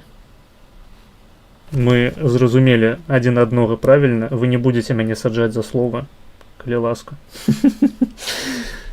Ну, то я розумів про те, що... Блять, я выдалю гэтае паведамленне. Асуджаю. В кожній такій родині є такі цікаві історії. Виникла ідея записати спогади людей, які тут Блять, це безпосередньо виглядає як Вітебськ. проживають. Просто літарально. Поруч з Хмельницьким. Ускраїни Це Вітебська. таке поселення Мабуть, тому гэтая країна називається Ускраїна. Мазурів, переселенців з Мазовії, з польської Мазовії. Це Гречани, мікрорайон Гречана, є Шаровечка, це так само тут недалеко мікрорайон, і є Мацьківці. Це таких 3 основних села, в яких зберіглась ще мова, і ми навіть на вулиці можете абсолютно зараз зустріти Він, до речі, виглядає хутчэй як беларус нейкі. людей, які Што ў чарговы раз даказвае нам, што беларусы гэта палякі. говорять такою старопольською мовою, які насправді поляки вже не розуміють. Їх не розуміють ні Мабуть, українці, гэта беларуская мова. ні поляки. Є така легенда про те, що Ну, хаты выглядаюць, карацей, мая павага. чорт носив Тыя самыя пейзажы, якія Турів я в мішку. назіраў неаднаразова ў Віцебскай вобласці, і була маленька дірка, праязджаючы де рэгіёны. вони випадали, там вони і Разломаны дрот, плоты ўсе разваленыя, хаты пакасіўшыся. Але це така легенда, а насправді, коли в 1700 році тут були набіги татари, фактично на цих територіях взагалі не було нікого. І є така територія в Польщі, називається Мазовія. З тих земель Субтитры на якій мові? На болгарскай, здаецца, як уведа. Зараз. Давайте на польскай, каб усім было ў чаце ясна. багато хто отримав вольності тут і вже переселялися цілими там сім'ями для того, щоб обробляти землю і мати можливість нормально жити.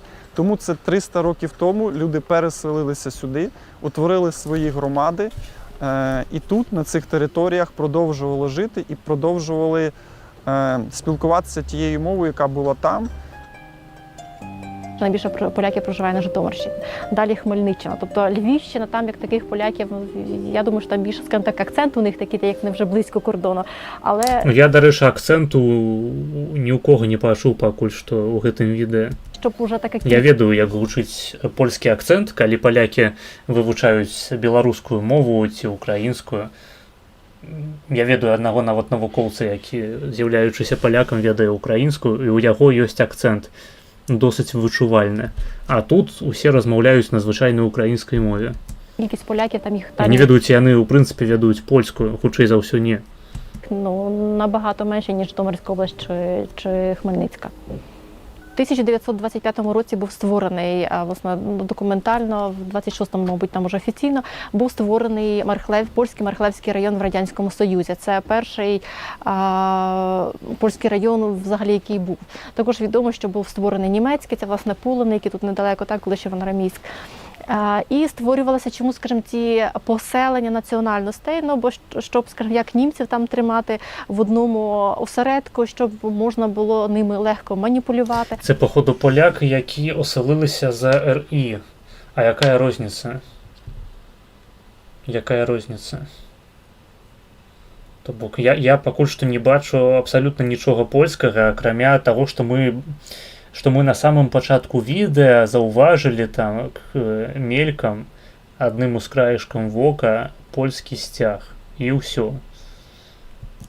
Так само було створено це польське поселення, також, щоб тут тримати, так як тут було найбільше скупчення цих поляків, щоб їх тримати і в разі чого з ними вміло ними маніпулювати. Але протягом 10 років офіційно цей Мархлевський район проіснував.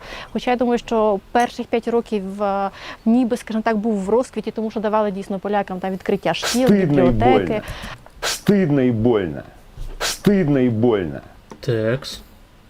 Подключилися люди, які так само свої мелкі орешки вирішили викатити на стол.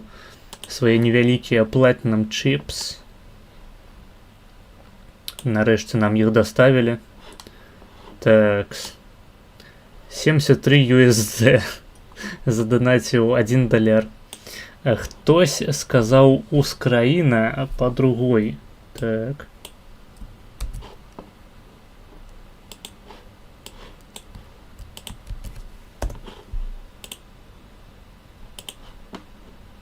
Ой, блядь. Видос с каналу Руслан Парфенов называется «Мясцовый час», а у двухкости «Наша Ускраїна» 1991.mp4. Слухаем, насолоджуємося.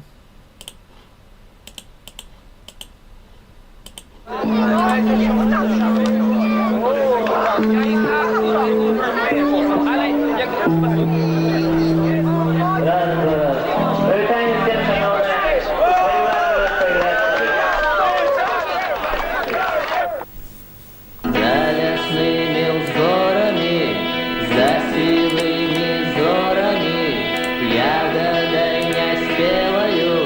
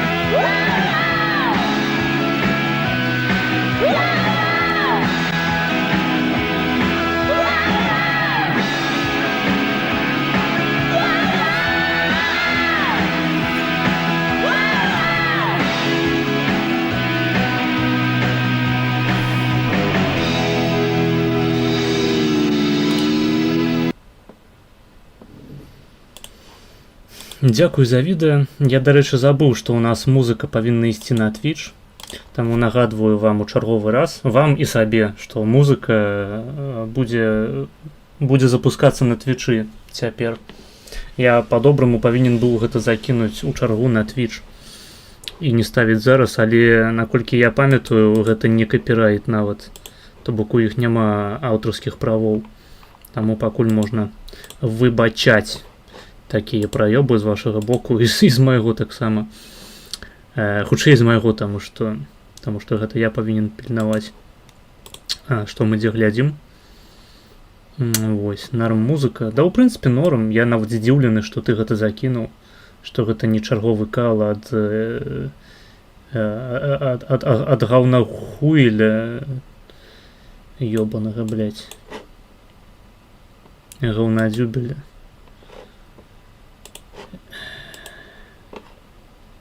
Такс. Дзякуй табе за донат. Ты неверагодная. Давайте далей глядзець відосик. Давали перевагу полякам, що вони могли входити в, скажімо, такі якісь управлінські ради, але Закинуть? Що закинуть? наступні вже 5 років вже... Не, давай, калі ти хочеш музику кидаць, то кидай яе, але мы яе будем слухаць на Твічы потым. Мабыць, на наступным стріме. Таму што мне цяпер трэба, так мовіць, адказваць за словы і сапраўды пампаваць гэтую гульню, яе заліпаць на бліжэйшых трансляцыях і, магчыма, твае відосы музыкальныя мы таксама там паглядзім. Вось, але, магчыма, ты не хочаш марнаваць грошы менавіта зараз, таму похуй. Я не хочу просто рызыкаваць, нават калі гэта не капірайт, потым апыняецца, што гэта, блядь, капірайт, і што ў іх, блядь, музон заліты ўвесь на Spotify, ну нахуй. Вони потроху починалися, бачили, що поляки все одно не даються, щоб ними маніпулювали, що не до кінця вони поділяють політику Радянського Союзу, яка на той час була. І наступні 5 років вони були вже, скажімо, менш такими процвітаючими, але в кінцевому результаті був ліквідований цей Мархлевський район. І так як Так, разом з поляками. Ліквідований, то потрібно було щось з цими поляками Вибачаюсь. зробити, тобто їх покарати за те, що вони були непокірні, так що не вдалося зробити Радянському Союзу там свою ідеологію, яку вони хотіли впровадити, що їм це не вдалося зробити. Відповідно, скажімо, знаємо, що 35-36 роки це роки, коли масово поляків з Мархлевська на той час чи довкола села виселяли, вивозили в Казахстан, власне, Великий Луг, де залізниця, і звідти їх масово виїжджали вони родинами. Наступні роки, хто ще, скажімо, кого не довезли, так, з різних там причин, то відомо, що 37-36 роки – це також роки, коли масово поляків розстрілювали. Я історією своєї родини почав цікавитися тоді, коли я запитав свого дідуся, а як, наприклад, звати його бабцю. Дідусь мені, і це там 15 років тому, він абсолютно мені нічого про це не розповів, тому що страх його, представте, це вже незалежна Україна, це 2000-ні роки, і він навіть не хоче мені назвати ім'я своєї мами. Хоча я знаю, в архіві це справи зараз відкриті, і я зрозумів, що настільки в людей є страх за те, що вони являються поляками, мені захотілося це дослідити інші родини. Цікаво, чаму гэта так? Дарэчы, Леслі на тваім стрыме сказаў, што МЧ адзін з яго найбольш любімых белгуртоў. Ну, у Леслі Найфа спецыфічныя густы ў музыцы. Але наконт канкрэтна гэтага гурту пакуль што не магу нічога благога сказаць. Галоўнае, ведаеш, каб гэта не былі гурты Гаўнадзюбель і дайте водку, пустите на концерт, на. Галоўнае, каб такой хуйні не было. 2 роки тому і бабусиних, і діда батьків ми встановили, де вони поховані, де їх вивезли, за що їх розстріляли, які були це фіктивні справи. І для нашої родини це було як відкриття. А про Волинь, про волинську різаніну, коли ми почуємо? От Мазурик Людвиг Іванович. Це бабусині. По діду другому є Пірог прізвище. Ну, Мазурок, Роберт Мазурок, это, конечно, база. От маємо Пірог Людвіг. Це він є. Ну і по іншому діду прізвище Гурницький. Десь там вверху. У мене з діда прапрапрадіда і це все, ми всі поляки. Я єстем поляк. Kim ty jesteś? Я єстем поляк. Wilinka, ty kim ty jesteś? Поляк малий. Jaki znak twój? Озоб'яв, де ти між Слухайте, яны ўсё ж таки ведаюць клясыку. письменництвені в Хлеба долі, так, так. Онгар в польській землі. Загалом на щодень в родині тут, то Гэта, українська. дарэчы, Купала літаральна спіздзіў наратыў для свайго верша з польскага варыянту. Мова. В костелі, звичайно, там якась літургія польська, українська. А в принципі, вже в нашій родині із малої, то в нас йде трошечки вже така мішанка. І польська, українська. Більш польська навіть, якщо взяти. Так. Це молитевник, тобто молитовник. Молитевник. Скажімо, звичайно, вже зараз батьки не моляться, бо його, скажімо так, трошки страшно в руках тримати, бо це йому вже років. Але це те, що на сьогодні вже більш новіші у батьків є, де собі вони там чи українською, чи польською мовою молитви. Паглядзіце, у іх там у гэта, походу, дыван таксама на сцяне, але выглядае досыць так незвычайна. То бок гэта не проста нейкія шизофрэнічныя кіслотныя ўзоры, а сапраўды нейкі лес намалёваны, нейкая там беседка ці што гэта такое, арка нейкая. Від «Отче наш» до всіх інших молитв. Це ще значить мої бабці Петронелі. Як ти сказав? Всіх інших молитв. Це ще значить мої бабці А, мені подалося інше трошки, ну ладно. Петронелі. Ну, це і він. А тоді вже тато. А це Тобі? чий? Тут дати Це немає. Купали, спіздили. Так, так, так. Є коменти по польську під відео? Так, зараз перевіримо. Бля, тут 529 коментарів.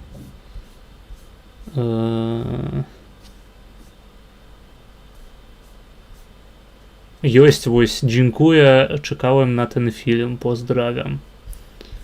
Ось яшчэ, witam wszystkich, którzy doleczili do tego samego filmu. Chwala Ukrainie. А, гэта украінец напісаў, ну ясна. Яно і бачна. Да не шмат насамрэч. Мабыць, калі мы уключым фільтр на апошняе. Нет, блядь, ну гэта, канешне, прыкладна так польскую мову бачаць украінцы, походу. О, вось, яцы поляцы, wszystko mówią po ukraińsku, nawet się modlą po ukraińsku, no wось. Poляki niezadowolone. Ponieważ żyją dalej, ponieważ mieszkają na terytorium Ukrainy, a nie na terytorium Polski. Czy etniczny Ukrainiec mieszkający w Polsce od urodzenia będzie mówił po ukraińsku? No, все ж таки тут досить дорослые люди представлены.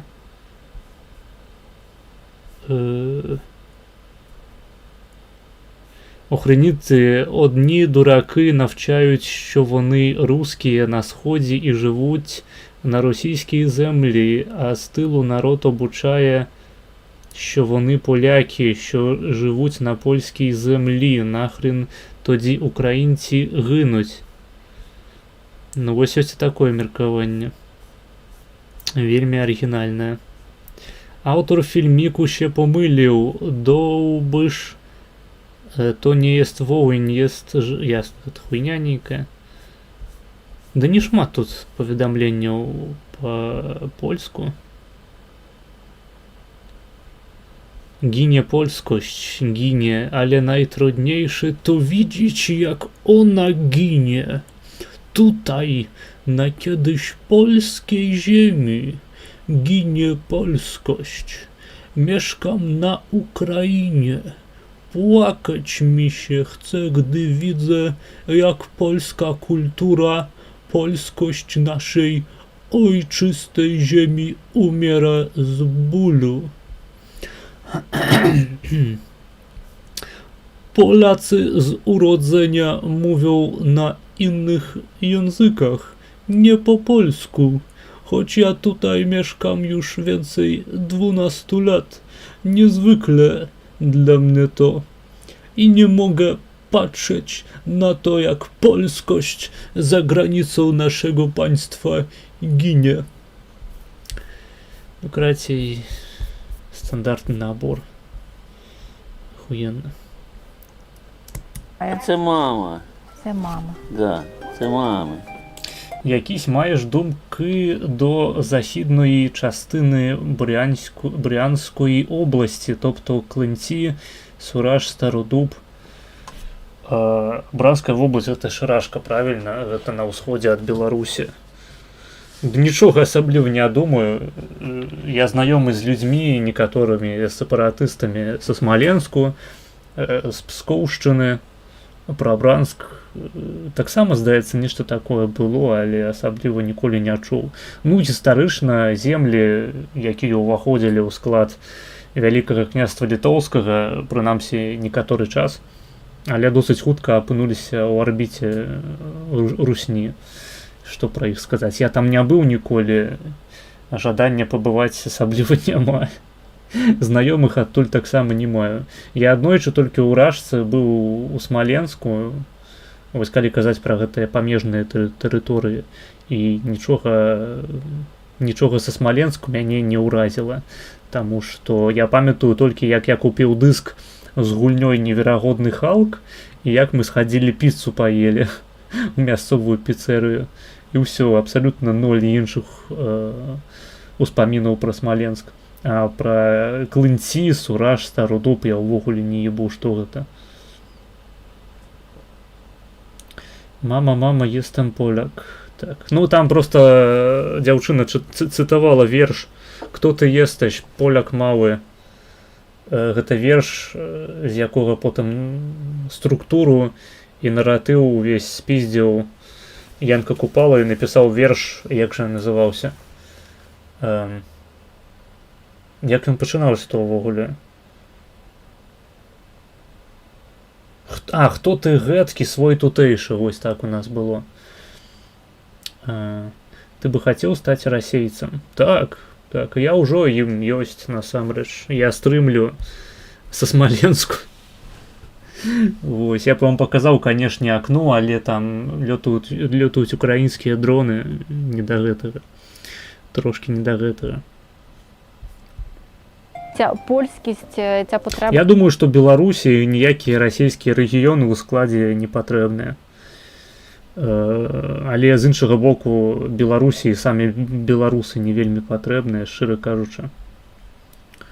Ось, таму хуй ведае. Я ж не ў Беларусі жыву. Треба, скажімо, далі працювати над цим, над Мама, jestem старолісі. Так. Підтриманням культури польської. Я думаю, що це передалося мені від батьків. І в молодших класах я не пам'ятаю, що була польська мова, крім того, що це був в костелі, вивчення, також ми там вчили польську мову, катехези були. Але вже пізніше, мабуть, клас 7-8 вже почали приїздити до нас. Ригаю. Нас вчителі з Польщі, які факультативно викладали польську мову. В цій книжці ми вибирали такі маленькі шматочки, самі такі яскраві, які би характеризували той або інший період. І маємо тут дуже цікавий такий лист. Це мазури під час Другої світової війни. І в школі вчили писати кирилицею, але людина розмовляє по-польськи, і слова, які вони по-польськи, вона кирилицею пише. Переді мною, насправді, стояв мій Андрій, син, і чи буде йому це цікаво? Ну, мені цікаво, там історія, але чи буде йому це цікаво? Це, наприклад, одна з традицій. Називається «Три короля» Чех Крулів. Це 6 січня. Ходили такі ряжені, турок, ангели. Тобто така це сценка, яка... На ось бачно одразу і рускага нігу, так би мовити. Ось він. В якому стані, якому вона була. Спасибо, козак. Як там... Кого можна яшчэ усунуць, блядь? З ким сябе украінцы асацыююць? З казакамі? З русінамі? Спасибо, казак. Спасибо, русин. Спасибо за победу, за перемогу. Цього року ми вже слова відновили, записали ті все, що є. І маємо такі, не знаю, чи вдасться відновити саме, щоб це все було, щоб це всі фотографії, відшити ці костюми. Бля, ви можете фокус нормально уже знайти, просто башка починає розкалуватися. Ця етнічна громада завжди мріяла про свій будинок, і коли Етнічна громада. Етнічна групіровка. настала такий, називаємо, Українців. період коренізації, їм Поляків в дозволили Україні. побудувати свій етнічний будинок, де було би освітня, культурна така програма. Ну так само не сказав би, це виглядає як дом ментовки так само. І дозвілля їхнє відбувалося. До речі, цей будинок Вельми депресивно. побудований добровільно. Я б не хотів, каб мой дом культури знаходився у подобному будинку. І причому ну, тут якби в околицях так само, не то як сам оптимізм. Просто некий пиздец. Поглядіть, що це за хуйня. Мені здається, там хтось і здох, блядь. Кожен мешканець з кожного подвір'я здавали по 5 карбованців і працювали над цим добровільно і вибудували цей будинок. Зробили надпис про те, що це народний дім. Ну, я би сказав, що це відповідник зараз громадському якомусь простору, де люди збираються і формуються. Ту саму функцію він виконував і там, починаючи з 28 Культурне осяроддя, крати на окнах. року до 37-го року тут безпосередньо в мікрорайоні. В 37-му році так. А гэта дакладна не лесапілка? Мабыць, гэта просто нейкая будова, якая служыць прыкрыццём незаконнай дзейнасці, незаконнага польскага бізнесу. 60-кілометрова зона до Збруча. Є Што гэта такое? наказ Єжова про те, що зачистити територію абсолютно від благонадійних елементів, до яких Ці яны перабудоўваюць гэта ўсё. Тыпу гэта ремонт трывае, і праз гэта тут будматэрыялы разваленыя па ўсім надворку. і поляків. До 37-го року тут жила завжди вчителька, тут відбувалися заняття. В 37-му році радянська влада забрала... Поляк на німець, ну, походу так. Ну, зноў ж такі, гэта тыя палякі, якія засталіся пасля таго, як вы іх мэтанакіравана тысячамі, дзесяткамі тысяч нішчылі ва ўласных дамах. Таму няма нічога дзіўнага, што засталося, бля, выглядае так.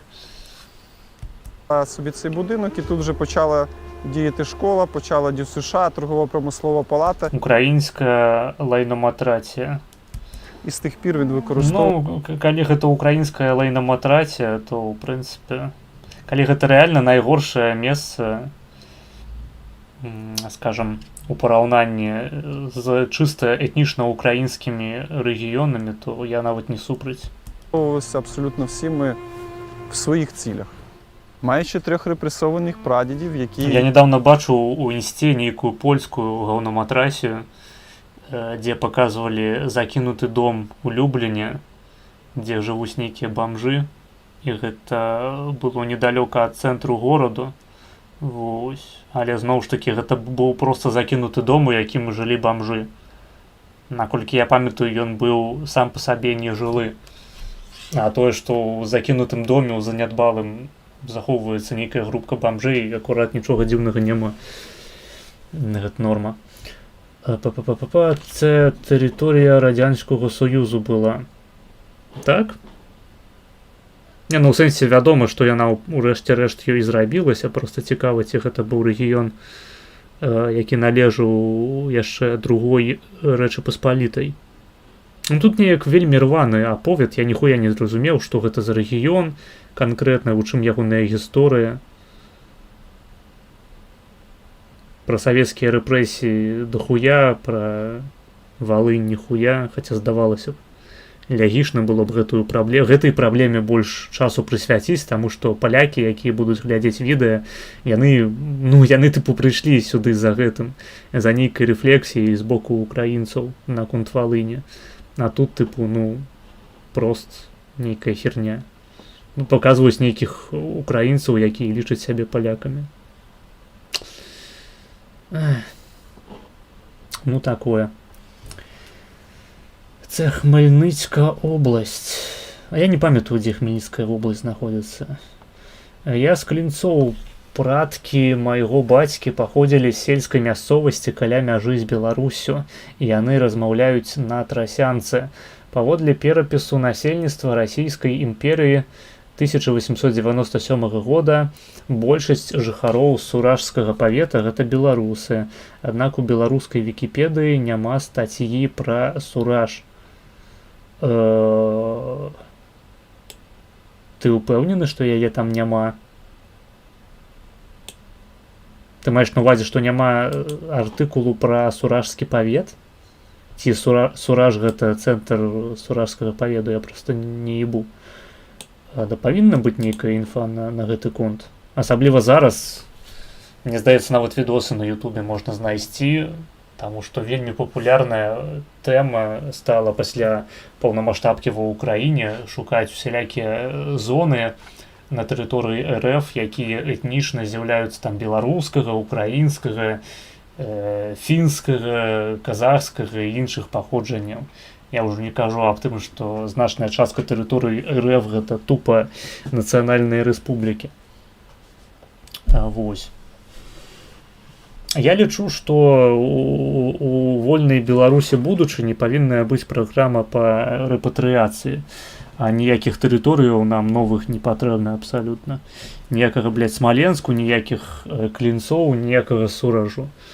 Лічыш сябе беларусам, хочаш жыць у Беларусі, атрымлівай карту беларуса.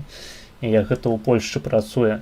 Толькі я б у выпадку з Беларусю яшчэ гэтую тэму дапрацаваў, таму што ў значнай ступені так званую карту паляка атрымліваюць людзі, якія проста бачаць, што ў Польшчы жыць лепей, чым у Беларусі ці ў краіне, і яны праз фінансавы фактар знаходзяць такую лазейку. То бок для беларусаў і украінцаў карта паляка гэта не магчымасць уз'яднацца са сваімі каранямі. Гэта хутчэй магчымасць знайсці лёгкі спосаб легалізавацца ў краіне, у якой тупа лепей жыць, у якой вышэйшая палітычная культура, у якой вялікшыя заробкі, у якой больш свабодаў, я б не сказаў, прынамсі больш стабільнасці і эканамічнай, і палітычнай, чым у Украіне, я ўжо не кажу пра Беларусь. Вось. Таму я б у выпадку якой-небудзь рэпатрыяцыі для беларусаў увёў пэўнае абмежаванне. То бок, напрыклад, я думаю, варта было б зрабіць дакладна такую тэму, што карту беларуса можна атрымліваць толькі на працягу, ну, скажем, 50 год пасля пачатку выдачы яе. Або там, не ведаю, мабыць, і 30 год хопіць. Таму што я не магу паверыць, што на планеце застануцца людзі яшчэ праз 50 год, якія праз збег акалічнасцяў апынуліся ў іншай краіне і не мелі магчымасці атрымаць карту паляка.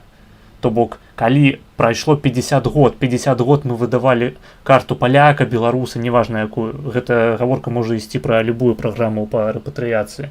Калі за 50 год гэтыя людзі, усе, хто жылі за мяжой, не вырашылі вярнуцца да сваіх каранёў, то і хуй з імі. Таму што яны потым, іхныя дзеці будуць выкарыстоўваць гэта, або ўвогуле не палякі, якія, напрыклад, проста хадзілі ў цэнтр польскай культуры ў сваёй краіне, ім далі гэтую карту паляка проста па блаце. Такіх людзей дохуя, якія прыязджаюць з Узбекістану, з Казахстану і іншых станаў, дзе ёсць цэнтры польскай культуры, якія выдаюць гэтыя карты паляка, блядь. Пры тым, што ў людзей, у прынцыпе, ніякіх каранёў польскіх няма. І гэта ўсё трэба абрубіць у выпадку карты украінца, карты беларуса. Павіннае быць абмежаванне ў часе, каб людзі не займаліся багаюзам. Каб каб не збіраліся вось гэтыя саўкі ёбаныя, якія прыязджаюць у Польшчу, пачынаюць тут галасаваць за камуністычныя усялякія ініцыятывы, ненавідзець Польшчу, ненавідзець польскую культуру, польскую мову, а пры гэтым потым, пражыўшы 8 год у ёй, пачынаюць мець права выбіраць уладу, там удзельнічаць у прыняцці рашэнняў на лакальным узроўні, удзелу там у рэферэндуме, і ў прынцыпе у залежнасці ад таго, як патушыцца там лёс краіны, там вызначаць, скажем, палітыку па свабодзе слова, палітыку па міграцыі. Не, гэта ўсё, да гэтага ўсяго трэба вельмі асцярожна ставіцца. Канешне, праграма па рэпатрыяцыі гэта база, і любая дзяржава, якая ну не скажу, што займае этнанацыяналістычную пазіцыю, але прынамсі любая дзяржава, якая сочыць за тым, каб ейны субстрат біялагічны, генетычна канцэнтраваць і пашыраць, павінна такую праграму ўводзіць. Іншая справа, што гэта не павінна ставацца інструментам да такой легальнай міграцыі сотняў тысяч людзей, якія не маюць аніякага дачынення да тваёй культуры. І я б на месцы палякаў вельмі моцна задумаўся наконт таго, каму яны гэтыя самыя карты выдаюць. Сярод гэтых бамжоў быў жоўты кут, ну звісно, цябе рэпатрыююць з лямпавая Польшча будаваць вялікую Літву, і магінуе спадар. Вось і думаема. Так. Да я акурат сярод тых людзей, якія прыехалі ў Польшчу, таму што... Ну, хаця я б не сказала, што чыста праз эканамічныя прычыны. Не, у маім выпадку гэта не было пра эканамічныя прычыны, мне похуй заўсёды было. Праблема хутчэй у свабодах. Праблема ў тым, што значная частка эміграцыі, яна едзе не за свабодамі і не за тым, каб бараніць гэтыя свабоды, а проста па лепшыя заробкі, па таўсцейшыя гаманцы, а каштоўнасць вольнасці, каштоўнасць свабоды яны пры гэтым не разумеюць. Тым самым увозячы ў адносна свабодную краіну фактычна адну з самых, ці нават не самую свабодную краіну Еўропы, увозяць туды сваю саўковую культуру абмежаванняў, цэнзуры, сацыялкі, некантраляванай міграцыі. І гэта проста будзе пятая калёна для палякаў у будучыні. І я стараюся, будучы мігрантам у Польшчы, не ставіць пад сумнеў тыя традыцыі і той модус аперанді, які ў прынцыпе характэрны для такой геапалітычнай з'явы, як Польшча. І ў Польшчу саму я пераехаў менавіта праз тое, што Польшча з'яўляецца Польшчай, блядь. Яна ведае каштоўнасць сваёй культуры, сваіх каранёў, яна ведае, што такое свабода выказвання, хаця свабоды слова, канешне, няма ў пэўным сэнсе гэтага слова ў Польшчы, але, зноў ж такі, мы параўноўваем Польшчу з краінамі Еўропы, таму што, вядома, калі мы параўноўваем з ЗША, то ані ў якай краіне няма свабоды слова. З іншага боку, у Польшчы паступова выбудоўваецца юрыдычная проста традыцыя таго, што справы па свабодзе слова, па абразах, скажам, па каментарах у інтэрнэце, яны проста звычайна завісаюць і нікуды не вядуць. То бок у людзей у Польшчы за выказванні амаль не штрафуюць, амаль іх не караюць. Пры тым, што ёсць артыкулы там пра абразу прэзідэнта, абразу прэм'ера, ёсць артыкул пра дыскрымінацыю па расе, этнасе і рэлігіі. Вось, на шчасце, не прайшоў закон па дыскрымінацыі на аснове полу, сексуальнай арыентацыі і ўзросту. То бок вось гэтай хуйні яшчэ няма ў польскім заканадаўстве, і вельмі добра. Яе, дарэчы, гэты закон, яго яшчэ Дуда, здаецца, адкінуў, і Наўроцкі таксама сказаў, што не будзе падпісваць. Вось, я вельмі ўсцешаны, што палякі абралі Наўроцкага.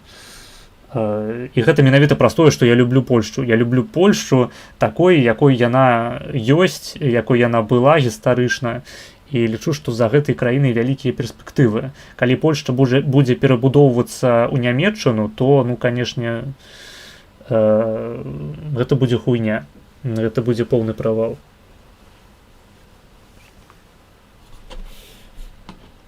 І калі б Польшча была такая, як Нямецчына, то я б хутчэй за ўсё сюды не пераехаў.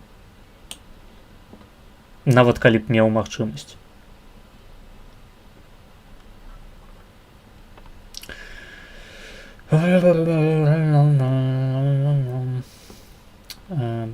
Здається, що не те, що багато людей захочуть переїхати в Білорусь, особливо в перші роки. Ну, я ж кажу не пра першыя роки, я кажу пра тое, што гэтая праграма павінна дзейнічаць там, ну, пару дзесяцігоддзяў.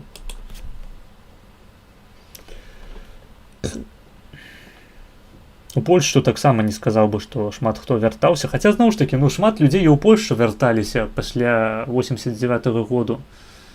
Амерыканская дыяспара, канадская дыяспара вельмі моцная.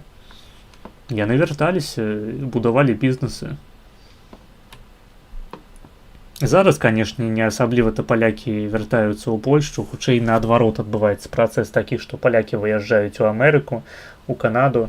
Ну, дарэчы, тыя палякі, якія выязджаюць у Великабрытанію, у прынцыпе, для мяне поўныя шызы. Я не разумею, як можна абіраючы паміж працай у Польшчы і працай у Великабрытаніі абраць працу там. Гэта ж поўны пиздец. Заробкі амаль тыя ж самыя. Пры гэтым ты маеш дачыненне з тым, што цябе могуць накуканіць абсалютна, блядь, ну гэта ўзровень, гэта горш за рашку. У рашцы так актыўна не содзяць за падабайкі і каментары ў сеціве, як у Великай Брытаніі. Поўны пиздец, блядь. То бок, на сённяшні дзень адзіная рэч, па якую можна паехаць у Великабрытанію, і тое, я не ўпэўнены, наколькі гэта актуальна, таму што, магчыма, гэта проста добрая прапаганда і рэкляма. Адзіная рэч гэта адукацыя. Я не ведаю, наколькі актуальна, што у Оксфорд гэта, блядь, хуительна універсітэт у светавым рэйтынгу, але окей, допустим, што ўсё ж такі ангельская адукацыя лепей за польскую. Усё іншае, блядь, камон. Праз некалькі год ніякай Великабрытаніі не будзе, а Польшча ўсё яшчэ стаіць. То бок, ну. Пры тым, што гэта яшчэ найлепшы сцэнар для Великабрытаніі, што яе не стане. Таму што калі яна будзе далей існаваць у такім выглядзе, то гэта толькі яшчэ больш зганьбіць такі, ну, можна сказаць, вялікі гістарычны народ, як ангельцы.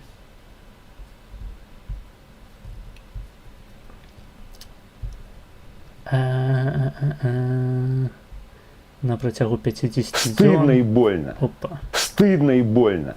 Стыдно и больно. Донат. Стыдно і больно. Стыдно і больно. Дарэчы, Сергей знік неяк у прынцыпе з медыйнай прасторы. Я чуў, што ён паехаў у ЗША атрымліваць адукацыю, вывез з сабой сваіх дзяцей. Ну, вось можам пажадаць яму поспехаў у легалізацыі. Спадзяюся, што ён забудзе пра гэтую Беларусь, блядь, абасраную, і зробіцца сапраўдным амерыканскім патрыётам. Так, Pitmaster B, $1,5, спасылка... А, стоп, не, гэта было ўжо. Ці не было?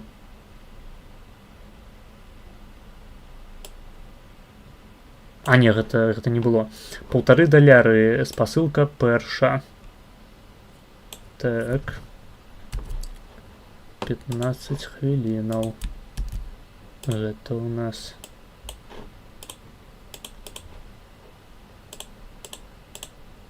Блин, так нязручна капіяваць са стрымлэпсу, пастаянна, блядь, з гэтай заліўкай чорнай. 15 хвілінаў, $1,5. Дзякуй за донат, ты неверагодна. Такс. Читаем чат далей.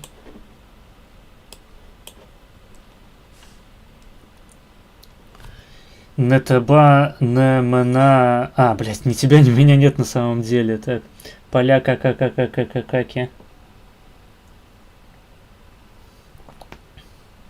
Я чув, що навпаки важко отримати карту поляка. Не, ну гэта не проста. Але гэта прасцей, чым атрымаць грамадзянства Польшчы праз звычайную працэдуру. Калі табе трэба прыехаць у Польшчу, спачатку 5 год пражыць на часовым побыце на ВНЖ, а потым яшчэ 3 гады пражыць на побыце сталым на ПМЖ. 8 год. І 8 год гэта яшчэ спрошчаная працэдура. Па-мойму, калі ты не валодаеш спецыяльным нейкім статусам, то там і ўсе 10 год гэта займае. 10 год. А калі ў цябе карта паляка маецца, там, здаецца, грамадзянства робіцца за гады 2. Ну, наколькі б гэта не была складаная бюрократычная працэдура, гэта нашмат прасцей, чым атрымліваць грамадзянства па звычайнай процедуры. Зноў ж таки выбачаюся за тауталогію. Так, кращі зарплати – це теж в якійсь мірі форма свободи. Ну, залежить, конечно, залежить. Тобто, калі у цябе твоя вялікая ЗП, калі табе твоя вялікая ЗП дазваляе інвеставаць актыўна, то так. Але зноў ж таки, тут залежыць ад таго, якія формы свабоды цябе цікавяць. Таму што для мяне, напрыклад, свабода слова значна важнейшая за свабоду эканамічную. Хаця я і эканамічныя свабоды таксама вітаю вельмі моцна. Я ўсё ж таки чалавек правых поглядаў, я за свабодны рынок ідэяў у тым ліку. Таму я за свабоду слова, за свабоду бізнесу, за рыночныя свабоды, за нізкія падаткі, за нізкія рэгуляцыі, нізкія і простыя, нізкую бюракратыю і свабоду зброі. У Польшчы, на жаль, з эканамічнымі свабодамі ўсё далёка не так лёгка, як хацелася б, не так усё вясёлкава і ружова. Са свабодай слова трошки лепей, чым па ўсёй Еўропе. Зноў ж такі, у Польшчы са свабодай слова лепей, чым у любой краіне Еўропы фактычна. Ну, у любой вялікай краіне, таму што я не ведаю, напрыклад, як там са свабодай слова у Славенії якой-небудзь, у Словаччыне. Словаччына проста руснявая краіна, такая досыць карумпаваная, нецікавая. Чэхія, мабыць, з гэтага пункту гледжання таксама вылучаецца пазітыўна. Хаця, зноў ж такі, наконт свабоды слова ў Чэхіі не ведаю. Я ведаю, што ў іх свабода зброі нашмат лепей, чым у Польшчы. І я б гэтую палітыку перанес таксама да палякаў.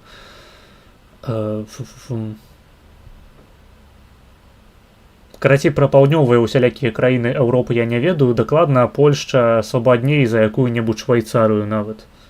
Таму што ў Швайцарыі ёсць законы па хейт-спічу, і актыўна справы трываюць па гэтых законах, людзей накуканьваюць. А ў Польшчы ніхуя. І законаў гэтых у Польшчы менш.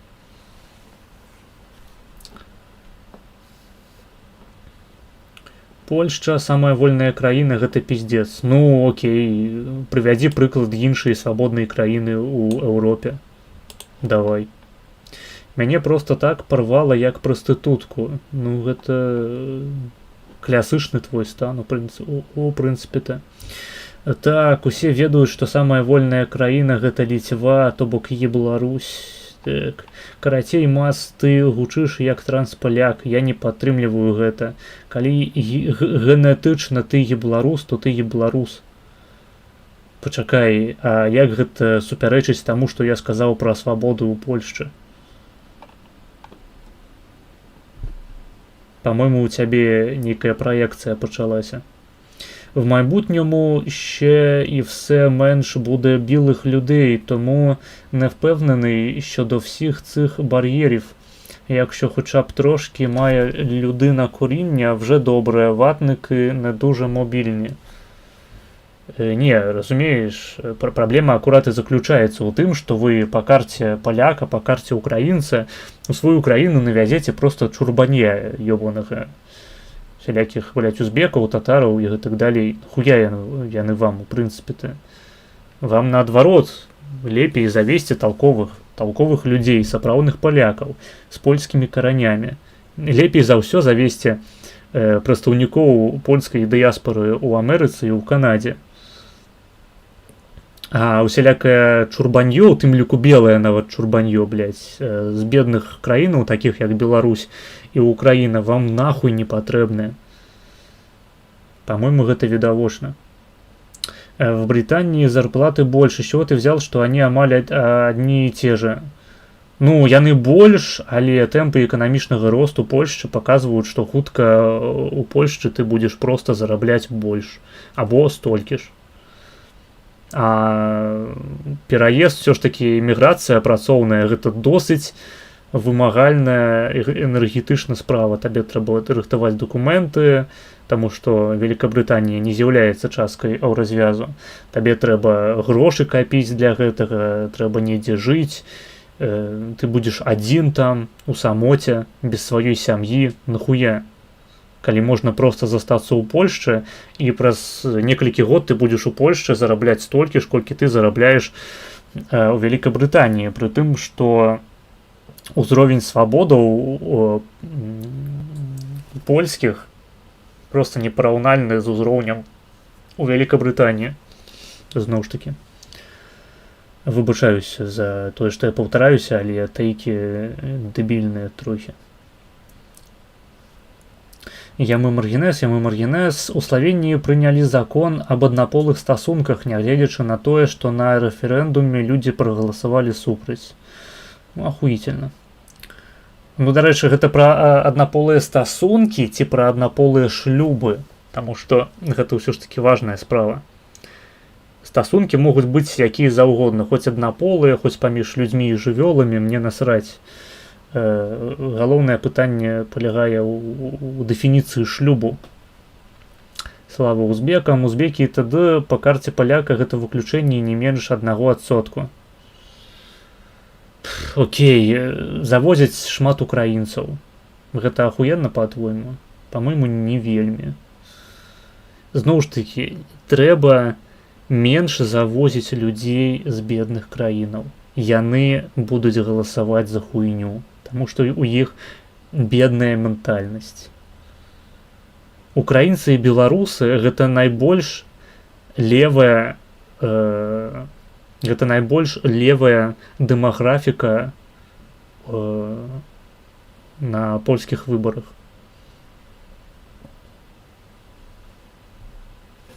Калі што. Там нават калі паглядзіш на рэгіёны гістарычнага рассялення беларусаў і украінцаў, гэта ўсё рэгіёны, па якіх адразу бачна, што ідзе мяжа, там галасуюць усе за левакоў. Як толькі пачынаюцца тыпова польскія гарады, тыпова польскія рэгіёны, адразу ідзе правата. Пры тым, што ўсход Польшчы, ён традыцыйна правы. Але зусім усход, там дзе жывуць беларусы і украінцы, ён левацкі, што пізда. Просто коммунисты нахуй, советские причем. Это можно охуеть, блядь. Адны ебланы. Нахуй яны патрэбныя. Яны просто разбураюць гэтую краіну. Алга, Узбекистан. Согласно индексам от таких организаций, как Article 19 или Reporters Without Borders, они регулярно показывают более низкое место Польши в рейтингах по сравнению со Словакией и свободу слова. Так, охуенно, я у рот ебаў любые рейтинги, у якіх на першым месцы апыняецца замест Амерыкі якая-нибудь ябучая Данія, у якой, блядь, 100% ёсць артыкул про там адмаўленне Холокосту, ці там, не ведаю, дыскрымінацыі па расе, пра абразы.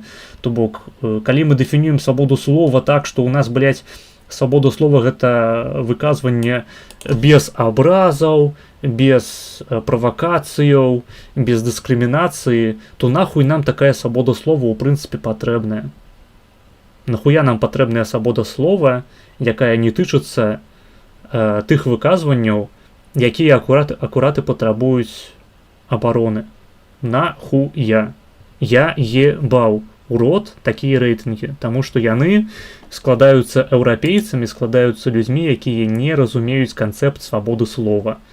Любы еўрапеец, калі ты яго пытаеш пра свабоду слова, ён табе скажа: так, я, блядь, просто 100% за свабоду слова. Але абраза гэта ўжо не свабода слова, таму што яна, блядь, можа пакрыўдзіць пачуцці чалавека. Гэта маральная шкода. Не, гэта не тычыцца, блядь, пагрозаў, таму што калі чалавек пагражае камусьці, ён можа гэта здзейсніць, ён уплывае на палітыку, у нас адразу фашысты да ўлады прыйдуць.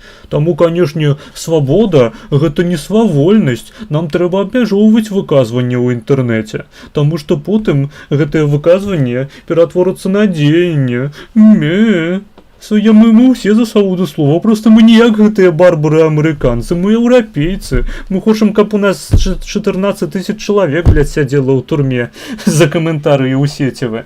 Мы, блядь, цывілізаваныя людзі, не гэтыя амерыкосы-піндосы, нахуй. Сука, блядь. Не, блядь, сука, блядь. А нахуй, ёпта, блядь. Вось прыкладна такую хуйню вы пачуеце ад сярэдняга еўрапейца. І адкуль бяруцца гэтыя індексы? Так, хуіцельныя індексы. Індексы ад камуністаў бяруцца, не ведаў, што ли? Ну, тыпу, літаральна так. То бок левакі прыдумляюць сваю свабоду слова і потым складаюць рэйтынг, блядь, гэтай свабоды слова.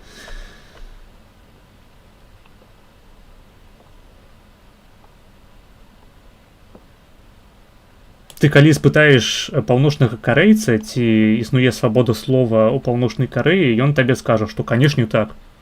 Ну, напісана ж на паперцы. Забяспечваецца свабода там, палітычных поглядаў, рэлігійных поглядаў. Всё. Значыць, свабода слова. А тое, што там людзі, блядь, сядзяць за тое, што яны анекдот распавялі пра таварыша, хто ён там, Кіма, пра таварыша Кіма, гэта похуй. Ён жа абразіў. Ён жа яго абразіў ягоныя пачуцці, ён пагражаў дзяржаўнаму ўладу сваім выказваннем. Ну, яго трэба было расхуярыць, блядь, адарваць яму піську ў падвале і прымацаваць сісі, так бы мовіць.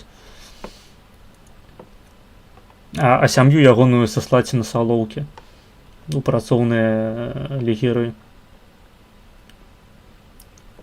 Вось украінцы так, прычым аўтахтонныя беларусы Падляшша таксама, Канановіч, так. Мас Беласточчына галасуе за Браўна і самых жорсткіх базавічкоў, за левых варшаўская соя 2020 году разліву. Не, я табе проста раю паглядзець па рэгіёнах Беласточчыны, як ты гэта назваў. Ўсё ж такі не ўсё Падляшша, гэта гістарычная беларуская тэрыторыя. Там толькі самы ўсход. Толькі самы ўсход гэта беларусы, гэта Гайдаўка, гэта Бельск Подляскі, па-мойму, так гэты горад называецца. Іншае, карацей, паглядзі проста, там ёсць статыстыка цэлая па тым, у якіх рэгіёнах Польшча жыве найбольш беларусаў. І там бачна, што ўсе яны галасавалі, напрыклад, вось на выбарах апошніх у прэзідэнты, яны галасавалі ўсе за Часкоўскага. Яны таму, што ўсе, блядь, цаўкі камуністы. А як толькі ты выходзіш трошкі больш на захад, трошкі больш на польскую тэрыторыю, там, дзе, вось, напрыклад, горад такі Аўгустов, ён вельмі блізка да гэтай беларускай тэрыторыі, але там ужо жывуць палякі, там беларусаў ніхуя. І адразу людзі галасуюць за Наўроцкага, галасуюць за правых кандыдатаў. Таму, вядома, блядь, Падляшша ахуенна правы рэгіён, там за Браўна галасавалі, за канфедэрацыю, але калі паглядзець канкрэтна па розных драбнейшых абшарах, па паветах, там, па мястэчках, па вёсках, там перамагаў Часкоўскі. Там перамагалі левыя кандыдаты. Гэта пиздец, які левы рэгіён.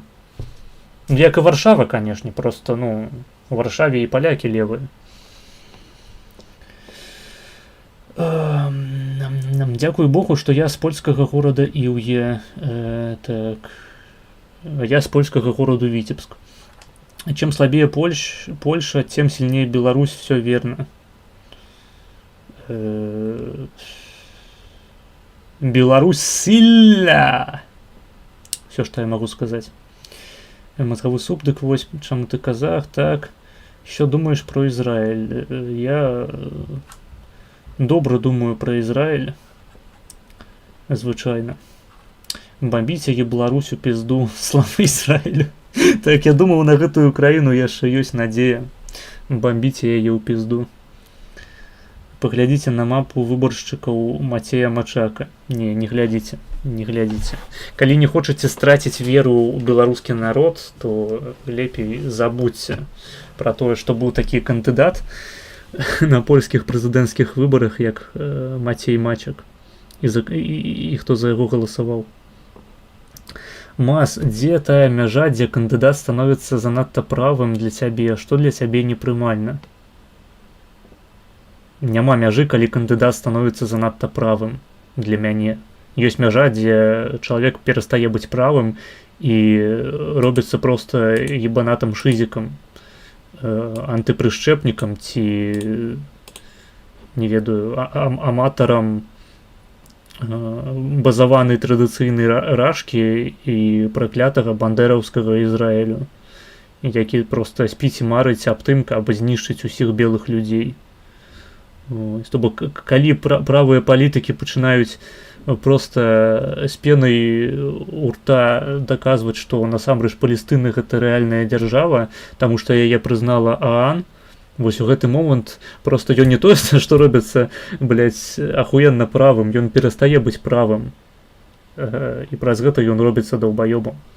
Такі правы ён нават горш за самага радыкальнага левака. То бок я да якога-небудзь Занберга ў польскай палітыцы стаўлюся лепей, чым да Брауна. Таму што Браун проста... Браун, Корвін — гэта фігуры, якія існуюць у польскай палітыцы проста для таго, каб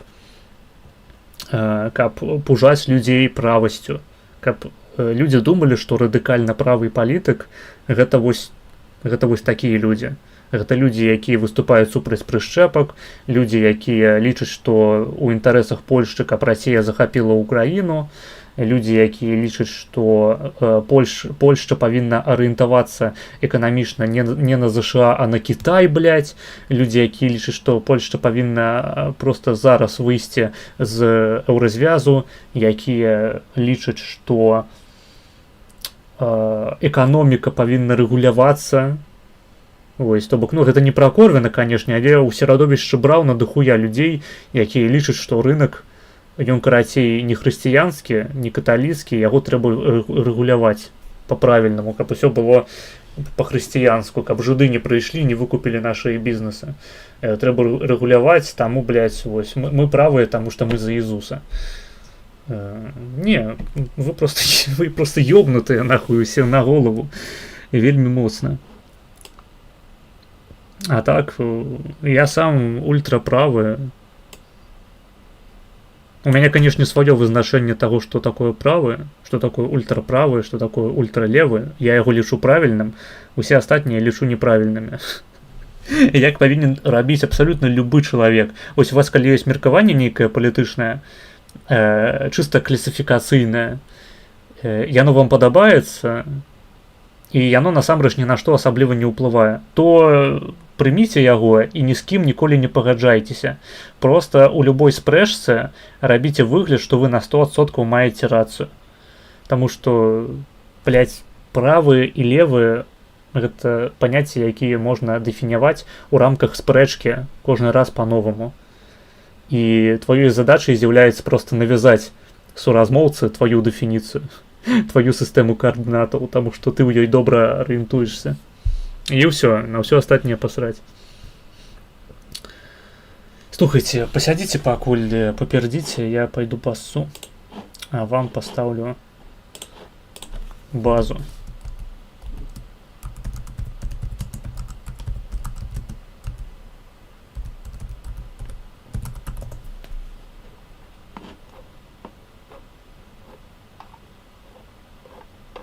Блядь, гэтая хуйня.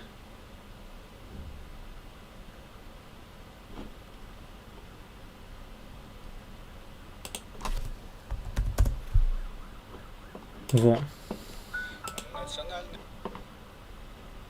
Слухайте. Нацыянальная ідэя сфармулявана і мае дэфініцыю як табліца множання. Это як двойчы два. Таму што яна мае пад сабой вялікую гісторыю.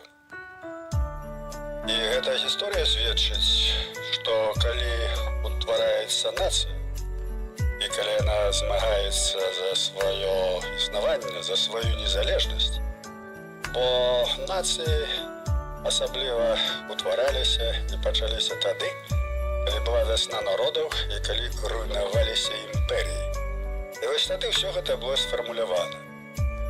Ось, такім чынам, нацыянальная ідэя – гэта ідэя народа, аснаваная на яго тэрыторыі, на яго мове, на яго культуры, традыцыях, тэрыторыі, якая мае перад сабой задачу стварэння нацыянальнай дзяржавы.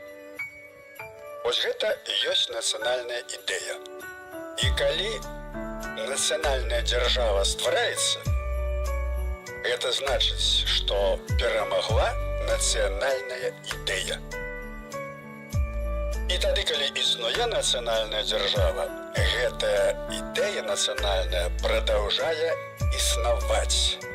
Тады нацыя стараецца пабудаваць сваё жыццё, зыходзячы з сваёй нацыянальнай агульнасці, сваіх задач палітычных, эканамічных, культурных, але гэта ўжо тады, калі дасягнуты вышэйшы ўзровень, калі ёсць нацыянальная дзяржава.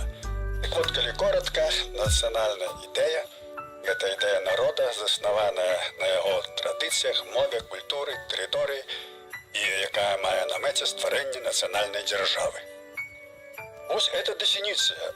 І людзі, якія розным чынам выступаюць супраць нацыянальнай ідэі, за імі стаіць, скажем, каланіяльная палітыка, допустим, ці нейкая другая палітыка, якая ім не падабаецца дзеянне некаторых, скажем, палітычных сіл.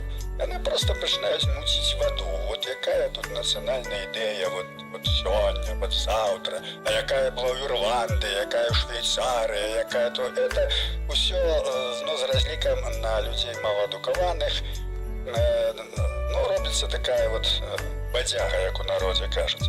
А на самай справе нацыянальная ідэя мае дастаткова дакладную дэфініцыю, дакладную мае гістарычнае месца і мае гістарычны вопыт. Ён агульны, практычна ва ўсіх еўрапейскіх краін, але мае свае асаблівасці. Калі казаць пра нацыю, яшчэ на пачатку мінулага стагоддзя беларусы думалі, беларусы мы ці ўсё ж такі тутэйшыя. Вот з намі, як у гэтай, калі паглядзець так, як вы зараз гаварылі? Значыць, Зянон Пазняк – гэта унікальны чалавек, з якім я амаль ніколі не пагаджаюся ў ягонай рацыяналізацыі, але амаль заўсёды пагаджаюся з канчатковымі высновамі. Так, что вы тут писали?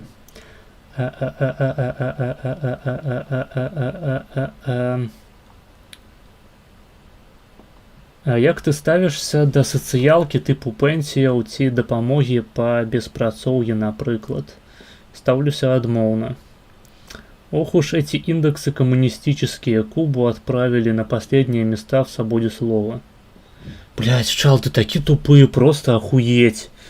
Будешь писать такое трезнение, я тебе забаню за троллинг тупостью, потому что я не верю, что человек может быть реально настолько тупый. Настолько тупы, что ён не адрознівае, блядь, камуністаў еўрапейскіх ад камуністаў у паўднёвай Амерыцы. Чал, ты серыш, блядь. Вядома, гэтыя рэйтынгі складаюць не кубінскія камуністы, іх складаюць еўрасаўкі, блядь. Ёб твою мать, нахуй. Яны лічаць, што на Кубе неправільны камунізм пабудаваны. Таму, блядь, там няма свабоды слова. Вось і ўсё. А мы пабудуем правільны камунізм з правільнай свабодай слова. Хуець можна, блядь. Блядь. Ура, блядь. Ну, сука, блядь. Сука, блядь. А чаму б не выйсці з еўразвяза? Ну, ёсць у нас адна такая краіна, якая выйшла. Можаш паглядзець, што з ёй зрабілася. Вось параўнаць ахуенна свабодную краіну, якая выйшла з-пад акупацыі еўразвязу, і параўнаць гэтую краіну з Польшчай якой-небудзь ці Чэхіяй. І скажы мне, якая з гэтых краінаў больш паспяховая і вальнейшая. Таму што датацыі не будзе халявных. Ну, калі ты левак, то для сябе гэта галоўная прычына, улічваючы, што ў цябе нікнейм нацбол, ані кроплі не здзіўлены абсалютна. Ультраправыя гэта суп. Усё часцей заўважаю, што так званыя правыя пачалі выказвацца ў бок вольнага рынка, што гэта, маўляў, атрута правага руху.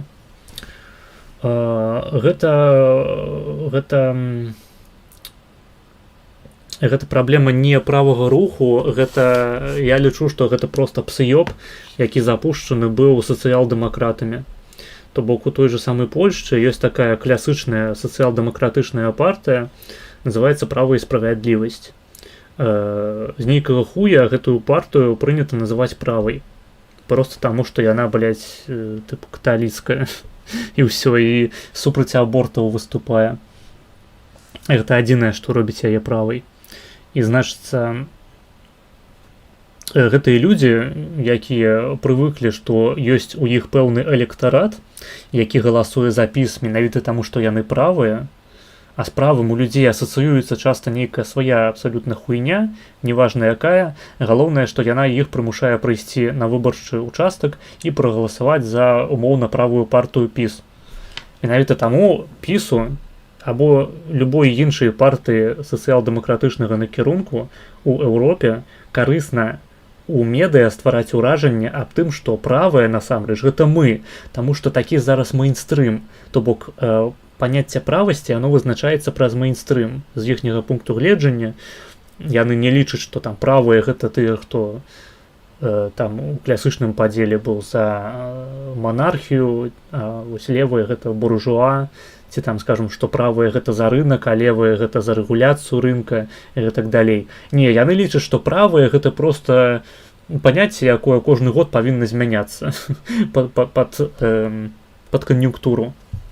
Адпаведна, калі на сцэне палітычнай з'яўляецца нейкая партыя несістэмная, маленькая, якая заяўляе, што яна валодае сапраўднымі правымі каштоўнасцямі кансерватыўнымі, ну такая, як, напрыклад, канфедэрацыя ў Польшчы, то бок партыя, якая паслядоўна адстойвае свабоду рынку, свабоду на нашэнне зброі, свабоду слова, рацыянальную замежную палітыку, іх трэба называць як-небудзь іначай. У польскім палітычным дыскурсе прыдумалі называць такіх людзей лібераламі. То бок ёсць у нас левыя, правыя, а ёсць лібералы, якія высраліся проста з ніадкуль. Таму што, блядь, правыя павінны быць толькі піс, блядь, а левыя павінны быць толькі вось гэта грамадзянская платформа у вачах правага электарату. Каб ён ішоў і галасаваў за піс, таму што гэта лібералы, ну ліберахі, блядь, ну соевыя кукічы, кукожы, блядь, просто нахуй соевая лата, вось гэта вось, ну вот вось Варшава, Часкоўскі, геі, вось гэтыя ўсе транс, ну гэта ўсё вось гэтыя лібералы, ну ведаеце, вось. І запускаюцца такія псыёпы ў Твітары, на Ютубе, ну Тык-Ток, у Інсце, робяцца шорцы, робяцца вялікія відосы, на якіх гоем тлумачаць, што насамрэч правыя гэта тыя, што, блядь, за Езуса. То бок, вось мы хрысціяне, таму што мы правыя, і правыя, таму што мы хрысціяне. І ўсё. Далей як бы разважанні асабліва не заходзяць. Ну, то бок правыя з іхняга пункту гледжання гэта тыя, хто грошы, якія забраў у падатчыкаў, аддаў не ЛГБТ-персонам пакрыўджаным, а бедным сем'ям, ці нейкім хрысціянскім уцекачам з Нігерыі, ці Эфіопіі, ці якім-небудзь бомжам, блядь, параздаваў, таму што бедным трэба дапамагаць. Ну, вось такія правыя, карацей. Вось гэта правасць з пункту гледжання такіх партыяў. І ты такія змены назіраеш менавіта праз гэта. Таму што сацыял-дэмакраты пачынаюць праёбваць, асабліва сярод маладой часткі электарату, сярод моладзі ў Польшы, напрыклад, палова галасуе за канфедэрацыю, а палова за партыю разам, за левакоў, за гамбергаўцаў, якія не ўвайшлі ў кааліцыю з Тускам. То бок ёсць две такія радыкальныя моладзевыя плыні, якім вельмі моцна намагаюцца насраць у галаву, што вы там несапраўдныя правыя, вы лібералы, што вы несапраўдныя левыя, вы там не ведаю, як называюць левых, якія тыпу неправільныя левыя. Мне тут не хапае палітычнай адукацыі, магчыма, хтосьці у чаце прапануе свае варыянты. Запрапануе свае варыянты.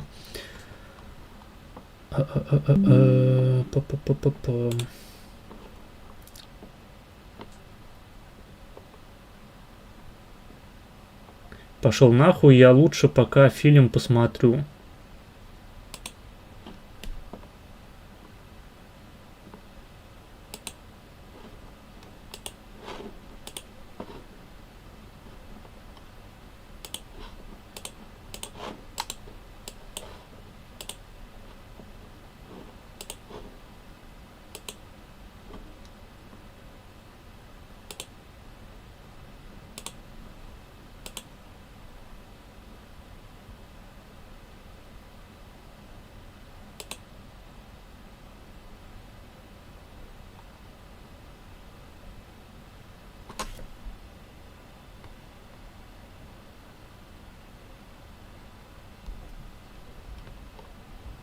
Працягваем. Так, нацыі хуяцы мы ўжо перамаглі, ямы маргінез. Посмотри на спонсоров, ну вось і все. Тенкис. Ну, блять, пайшоў ён нахуй. Пидарас. Пидарасина.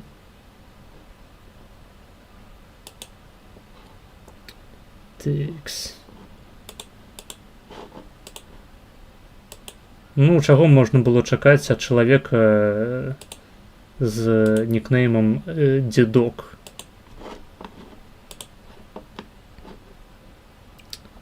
Тикс. Ну рэальна, вы калі спрачаецеся са мной, вы можаце спрачацца колькі заўгодна, хоць да пасінення. Захоўвайце хоць нейкія стандарты этыкету. Вы калі прыходзіце на стрым да іншай асобы, вы знаходзіцеся ў пазіцыі госця. Вы госці на маёй трансляцыі. Адпаведна, калі вы паводзіце сябе як гаспадары, блядь, нейкага хуя, пры гэтым нават не плоціце, а проста серыце ў чат, то вы будзеце забанены. Улічваючы, што Чалік пісаў па-расейску, хутчэй за ўсё гэта проста нейкая русня невыхаваная. Таму, ну ж такі, ўсё заканамерна. Давайте відос глядзець, мабыць, тады ўжо. Трэба яго даглядзець хаця б за сёння. Текс.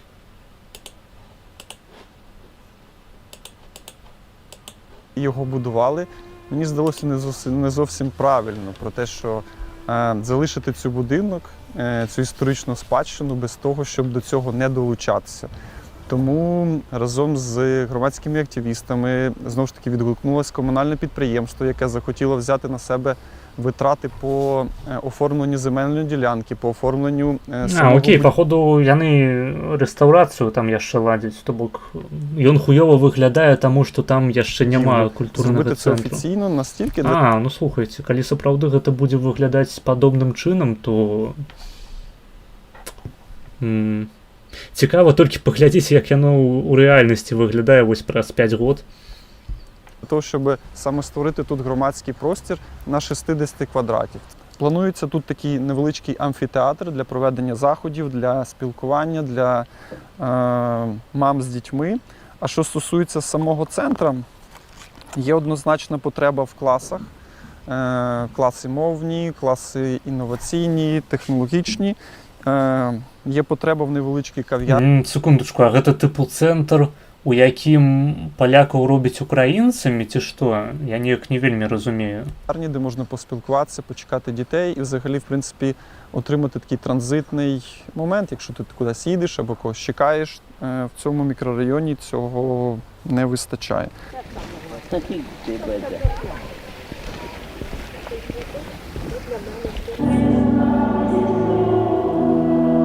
Не, я за тыя культурныя цэнтры, дзе палякам просто дазваляюць быць палякамі і выхоўваць палякаў.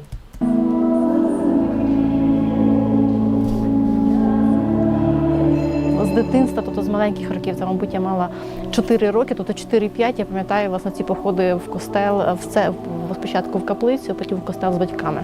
Костел для поляків, тобто, якщо говоримо, наприклад, взагалі за поляків, більшість це Польща, так, Бук, хонор, ойчизна. Тобто це таких 3 основних таких постулату їхньої такої ідентичності. Тобто Бог, відомо, що значить це костел, так, і це те, що забрали полякам, бо Радянський Союз заборонив, позакривав, так, з костела зазвичай робили або якусь конюшню, або якийсь там З склад. кощову зробив кіно. Так, тракторів.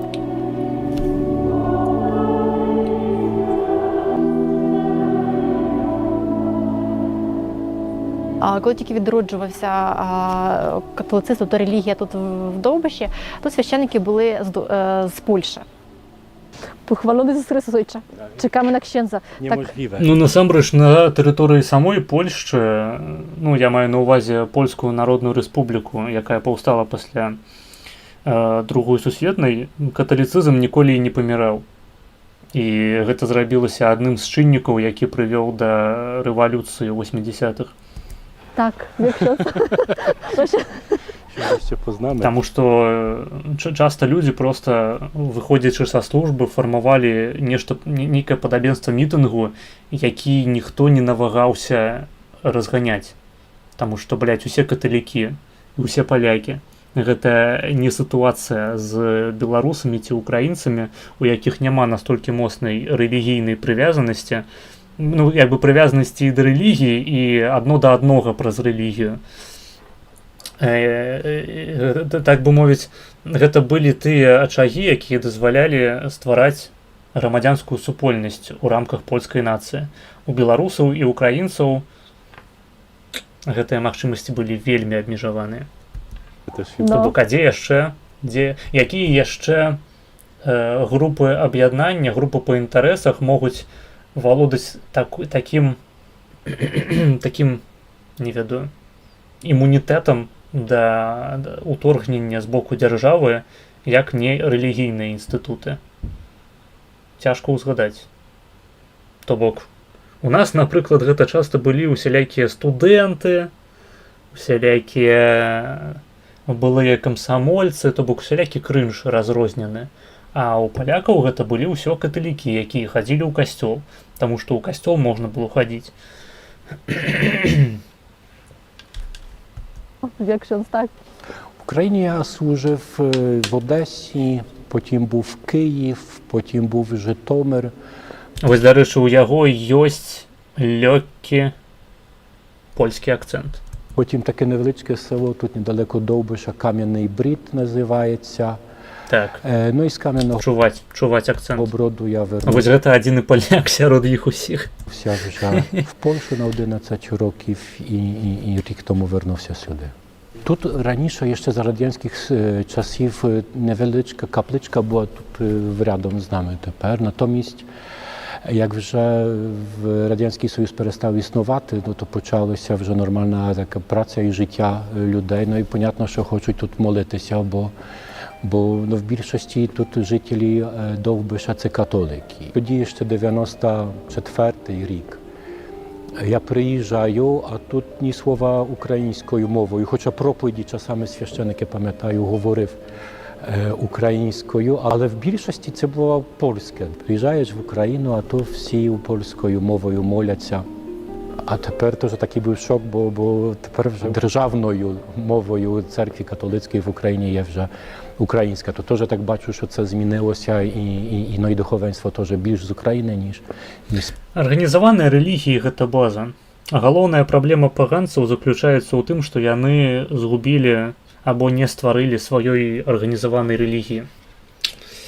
Вось, то бок, сама ідэя арганізаванай рэлігіі гучыць неяк аўтарытарна і прадзяржаўна з аднаго боку, а з іншага у 20 і 21 стагоддзі менавіта такія рэчы яны дапамагаюць ствараць здаровыя грамадствы, як гэта не дзіўна.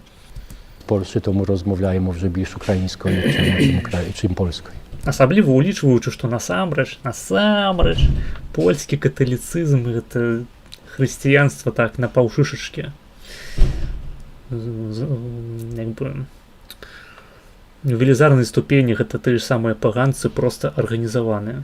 Каталіцызм гэта польскі каталіцызм гэта форма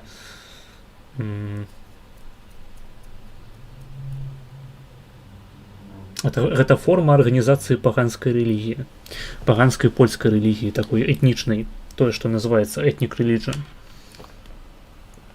Каплічка невелічка. Давайте арганізуем сваю рэлігію. Да я акурат гэта прасоўваў неаднаразова на стрымах. На мой погляд, яна ўжо сфармаваная, яе трэба толькі аформіць. Яе трэба у нейкую канкрэтную форму выкшталтаваць. Павінна знайсціся асоба, якая гэта зробіць, у якой ёсць кампетэнцыі, у якой ёсць грошы. Я і вы такімі грашымі кампетэнцыямі хутчэй за ўсё не валодаем.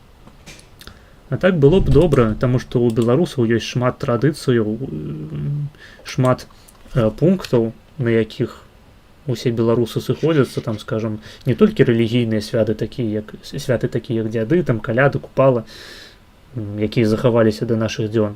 Гэта яшчэ і чыста нацыянальныя палітычныя святы, здавалася б, прычым тут рэлігія, але што правыя, што левыя, што нацыяналісты, што лібертарыянцы лічаць, напрыклад, што там 25 сакавіка, дзень волі, гэта важная дата, і ўсе збіраюцца і святкуюць, прычым кожны святкуе нешта сваё. Так, таму што Рада БНР гэта была структура вельмі розная па сваім складзе, вельмі неаднародная. Там былі і сацыялісты, і анархісты, былі меншавікі, былі эсэры, былі гэтыя правыя больш-менш тыпу скірмунтаўцы, самыя розныя людзі. То бок я, напрыклад, як правы чалавек правых поглядаў, які не пагаджаецца там з большасцю складу Рады БНР, па тым, як трэба было будаваць дзяржаву, я магу аднесціся да той часткі, якую прадстаўляў Скірмунд. Таму што Скірмунд гэта адна з самых, у прынцыпе, годных і высокіх асобаў, з высокім маральным аўтарытэтам. І мы, святкуючы 25 сакавіка, кожны святкуючы абсалютна розныя рэчы, яднаемся ў такім, насамрэч, досыць рэлігійным парыве. Ён досыць рэлігійны. Як у прынцыпе усе нацыянальныя святы. Яны маюць нешта такое пад сабой. У адрозненні, скажам, ад святаў савецкіх. Таму што святы савецкія гэта проста...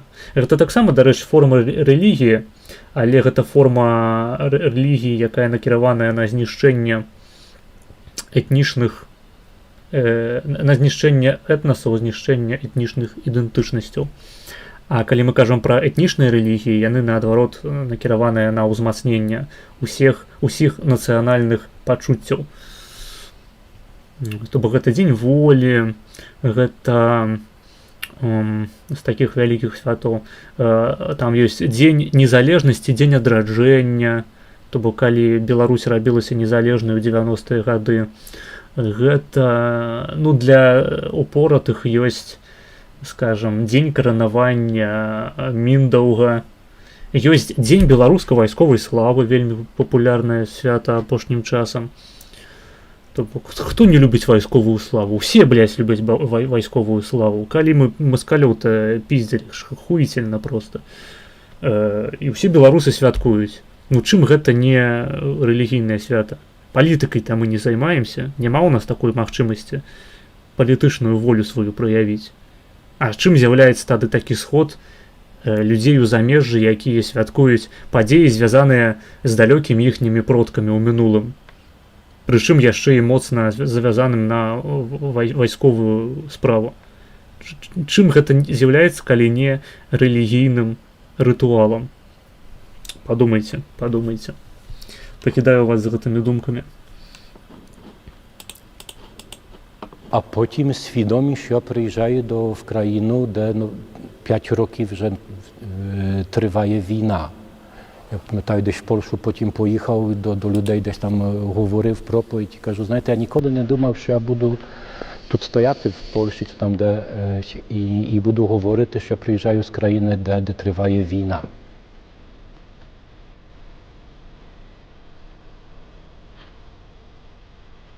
Гречани – це мазурське село, і це кіт. Якби з дитинства так воно було, навіть якогось такого особливого моменту. В мене українське громадянство, я громадянин України, я вважаю себе... Блять, я зрозумів, кого він мені нагадує. Гэта ж дядок ёбаный, блять. Торпедок. Дядок Торпедок, это ж ён, блять. Українцем з польським походженням, і насправді це така тонка річ, де ми і українці, і поляки. Зручно. Зручно. Перші польські поселення на території сучасної України відомі ще з часів Київської Русі. У добу середньовіччя тривала вже масова колонізація земель Галицького, Волинського князівства та Поділля.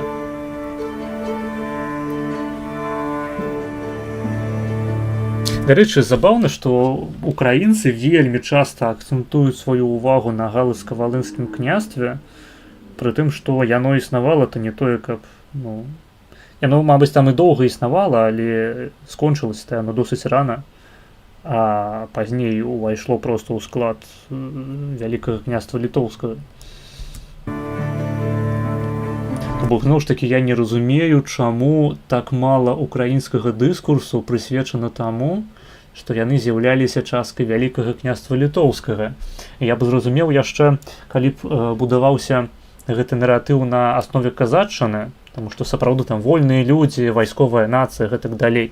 Але што такога ёсць у Галыцка-Валынскага княства, што прымушае абіраць гэты наратыў замест наратыву пра Вялікае княства Літоўскае? Неясна.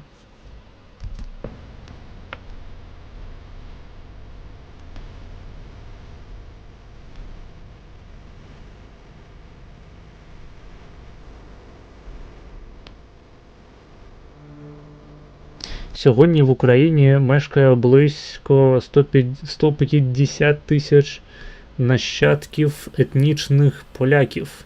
Найбільші осередки на Волині, Поділлі та Галичині. Відосик уже скончується. Не ведаю, я поляка, шчыра кажучы, аднаго пабачыў, і той ксёндз. Ну, канешне, у таких шматпавярхоўках асабліва палякам не вырасцеш. Не.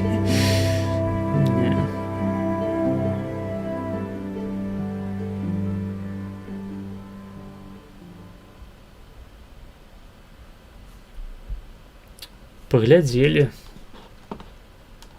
Дзякуй за відэа. Так, ну що? Наступны відос, я думаю, мы ўжо не будзем глядзець. То на наступны раз пакінем. Тут нешта пра польскія вояводства. Будзе што паглядзець на наступным стрыме. Мне, ў прынцыпе, падабаецца, ведаеце, круціць гояў на тое, каб яны замаўлялі відосы. І у мяне, прынамсі, адзін быў на затраўку на наступны стрым, каб можна было з чагосьці пачаць стрым, калі там чат не актыўны, хаця б відосы запусціць. Вось. Давайте мы пасядзім яшчэ з вами папіздзім пра што-небудзь, што вам цікава. Так, зноўку гэтыя грошы, гэта буду я, і Ражкоў, ну слухай, чаму б і не. Толькі Ражкоў ён хрысціянін, гэта праблема. Давай жоўтка кутка на стрым. Да не, ўжо пазнавата. Любіш Купалу? Так, любіш Купалу, любі і кал. Просто кал. Пышам в ряд ямы маргінез. Гэта вызваленне Мінска ад нямецка-фашысцкіх захватчыкаў. Ямы маргінез. Ну вы бачыце, ў разнабой.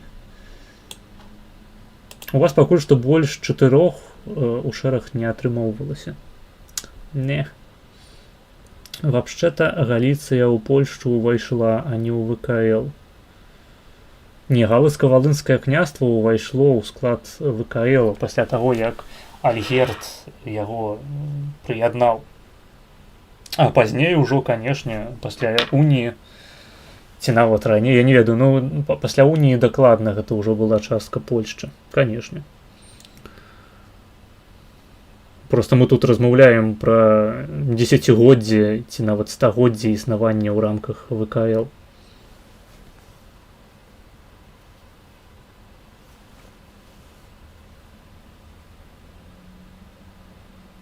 То бок першае, што мне прыходзіць у галаву пры ўзгадванні ВКЛ і таго, чаму трэба ганарыцца такой спадчынай, гэта там статуты ВКЛ, гэта права, сістэма права, сістэма гэтых ваяводстваў, вольнасцяў шляхецкіх, дэцэнтралізацыя такая, незалежнае існаванне досыць вялікіх арміяў нават на тэрыторыі ВКЛ. А што было ў Галыцка-Валынскім княстве, які там быў збор законаў, якія там былі традыцыі, такія унікальныя. Не ведаю, карацей, хай мне украінцы ў чаце патлумачаць, чаму, абіраючы паміж Галыцка-Валынскім княствам і ВКЛ, вы ўзгадваеце менавіта пра Галыцка-Валынскае княства. У нас, дарэчы, іншая ёсць хвароба, мы, у прынцыпе, нідзе не ўзгадваем пра Галыцка-Валынскае княства. Я пра гэтае самае княства даведаўся толькі, ну, калі мне было больш за 20 год, здаецца. Таму што я ўвесь час думаў, што гэтыя тэрыторыі іх тупа татары занялі, і ўсё там ніхуя не было. Вообще-то Галіцыя ў Польшчы, гэта я чытаў, прымаўка аматараў Купалы. Хлебам мяне не кармі, гаўном мяне кармі. База, так. У Купалы, акрамя тутэйшых, нічога талковага і не выйшла з-пад пяра. Я не разумею, там, скажем, імпэт Пазняка наконт Купалы. Але Пазняка досыць дзіўныя, у прынцыпе, густы ў літаратуры. У яго найлепшыя аўтары беларускія, гэта Купала і Быкаў. Я нічога не маю супраць позняга Быкава, але, блядь, Купала.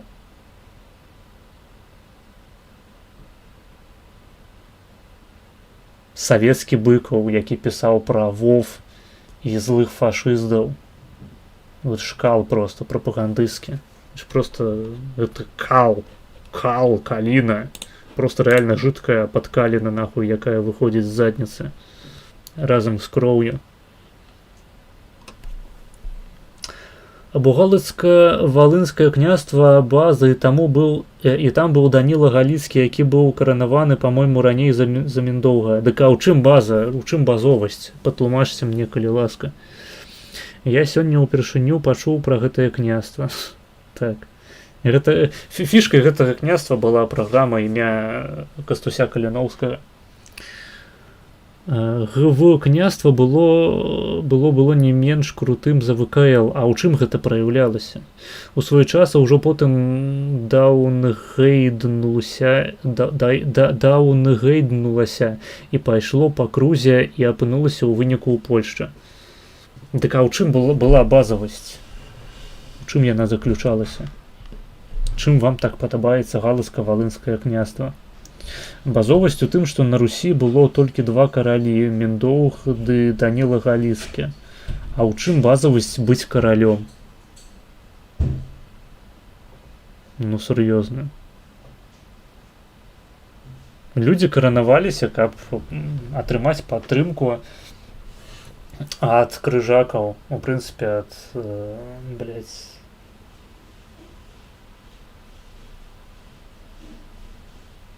ад каталікоў, скажем так. Гэта быў чыста палітычны мув па тыпу таго, каб далучыцца да еўразвязу.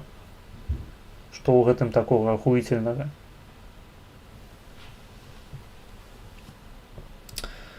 Чал, мазыш ты даеш, быць каралём база, так табе больш зразумела.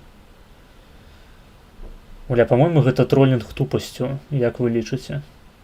Княства гэта монархія, а монархія гэта база. Так ВКЛ таксама монархія. Там таксама быў князь. Алло, алло, алло. Спадары беларусы. Лука гэта монарх. Я папярэджваю. Я сказаў, я буду баніць. Я магу цябе забаніць, як нацбола. Тролінг тупасцю забаронены.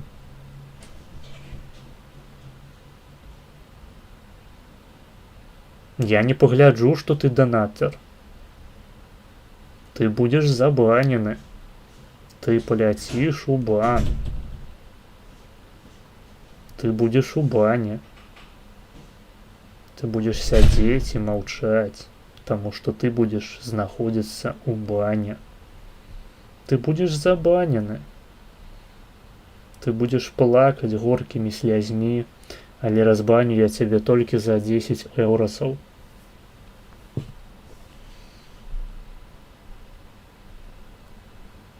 І адзінае залатое, што на тваім целе апынецца, гэта не каралеўская карона, а мая тугая струя мачы. Ось, ты будзеш забанены за сваю спробу затроліць мяне сваёй тупасцю.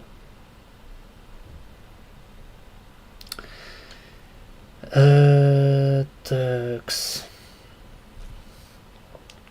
Ты на стрыме калісьці абмовіўся пра тое, што самкі абіраюць самцоў, але больш правільна казаць, што самкі больш ізвыбарлівыя. На тэматыку палавога падбору ёсць, дарэчы, кніга расійскага этоляга Панова. Я не зразумеў, што значыць слова «ізвыбарлівая». Не, просто у свеце жывёлаў самкі займаюць звычайна такую статычную пазіцыю, а самцы пазіцыю дынамічную. Гэта вынікае проста з анізагаміі.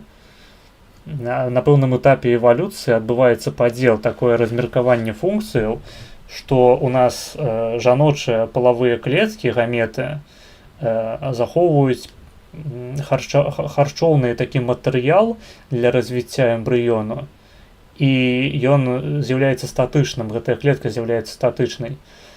А мужчынскія гаметы, мужчынскія палавыя клеткі, гэта дынамічныя маленечкія такія, ну, літаральна просто ядро плюс мембрана і жгуцік, які дазваляе рухацца. Там нічога больш няма. Гэта просто такі генетычны матэрыял на ножцы.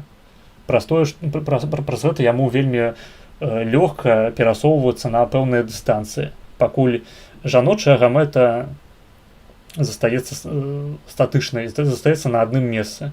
Нікуды не перасоўваецца, таму што яна і не можа, і калі б яна нават магла, то гэта было б неэфектыўна. Навошта, нахуя? Нахуя нам да жаночай гаметы прымацоўваць жгуцік яшчэ?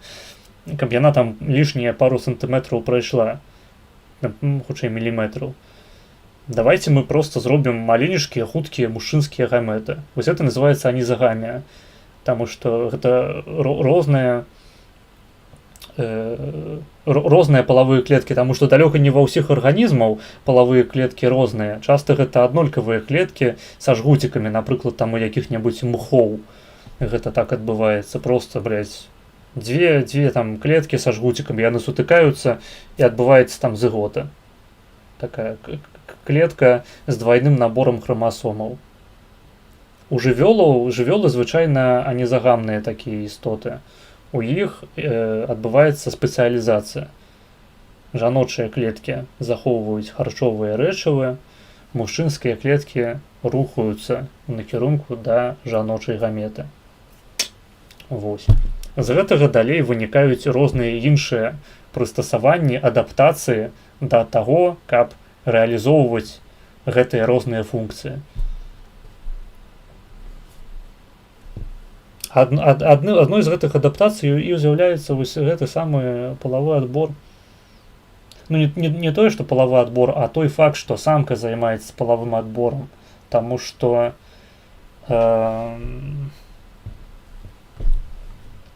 як бы гэта патлумачыць? Ну, па-першае, самка сама па сабе, яна не можа сабе дазволіць шмат рухацца і шукаць сабе новых партнераў. Плюс да таго ж, самка не выйграе эвалюцыйна ад колькасці партнераў, выйграе самец. Таму самцу эвалюцыйна нашмат карысней капуляваць з як мага большай колькасцю самкаў. А самка зацікаўленая толькі ў тым, каб нарадзіць добрае патомства. І ўсё. Яна часта не можа некалькі разоў інвеставаць у гэтае патомства. Або вельмі мала. То бок, скажам, які-небудзь шымпанзэ, вось чым людзі адрозніваюцца ад шымпанзэ. Шымпанзэ могуць нарадзіць самкі шымпанзэ толькі раз на некалькі год. Людзі могуць нараджаць новых дзяцей кожны год.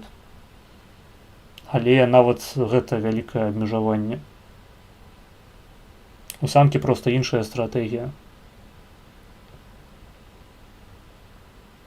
Ёсць выключэнні з гэтага правіла. Ёсць гіены. У гіенаў функцыю такую тыпова самцавую выконваюць самкі. Яны палююць, у іх адбываецца нават перакос у гарманальнай сістэме, праз што нават іхнія геніталіі набываюць выгляд тыпова самцовых. А самцы ў іх такія соевыя, груба кажучы. То бок адзін такі, ну, мабыць, не адзін, але адзін з найвядомейшых прыкладаў такога інвертаванага дымарфізму все роўна нам паказвае, што, нават у тыя моманты, дзе самкі і самцы мяняюцца ролямі, самкі, пачынаюць выглядаць як самцы, а самцы як самкі. То бок, гэта пэўная заканамернасць, якая вынікае з анізагаміі. А што за прыкол між порівняннем Лукі і монархіі? Ну, тупыя людзі не разумеюць, што Лукашенко не монарх, таму што яго абралі на дэмакратычных выбарах.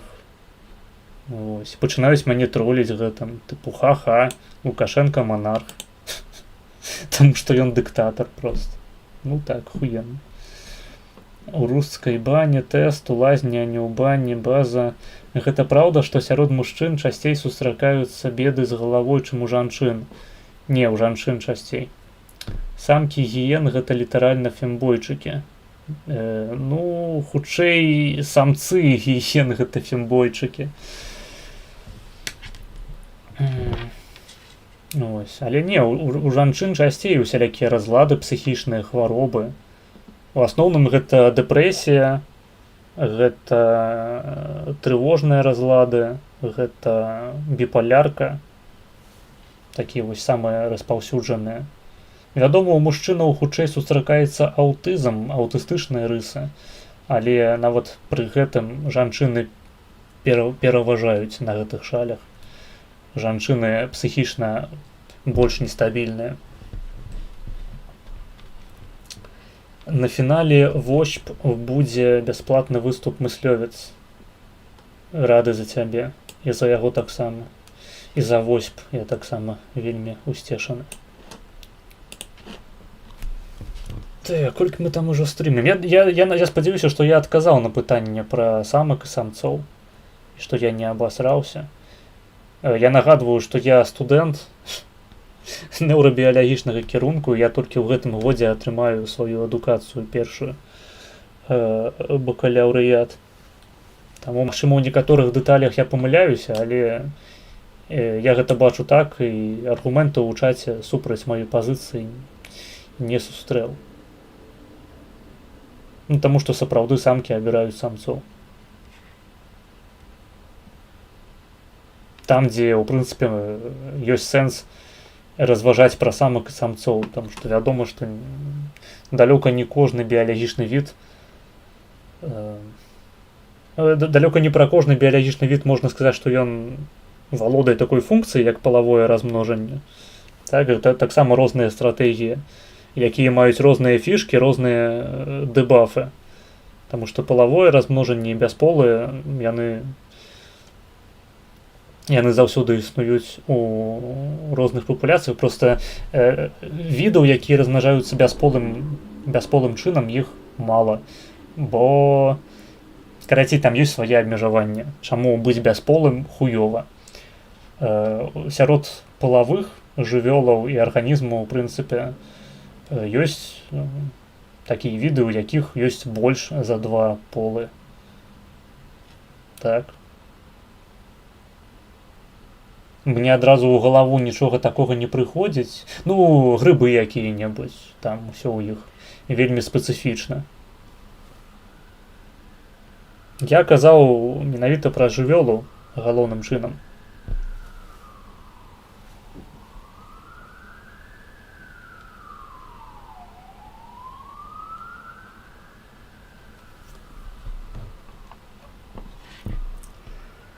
А чаму так? Ніхто не прыйдзе, самкі абіраюць самцоў, бо самцоў больш, чым іх трэба.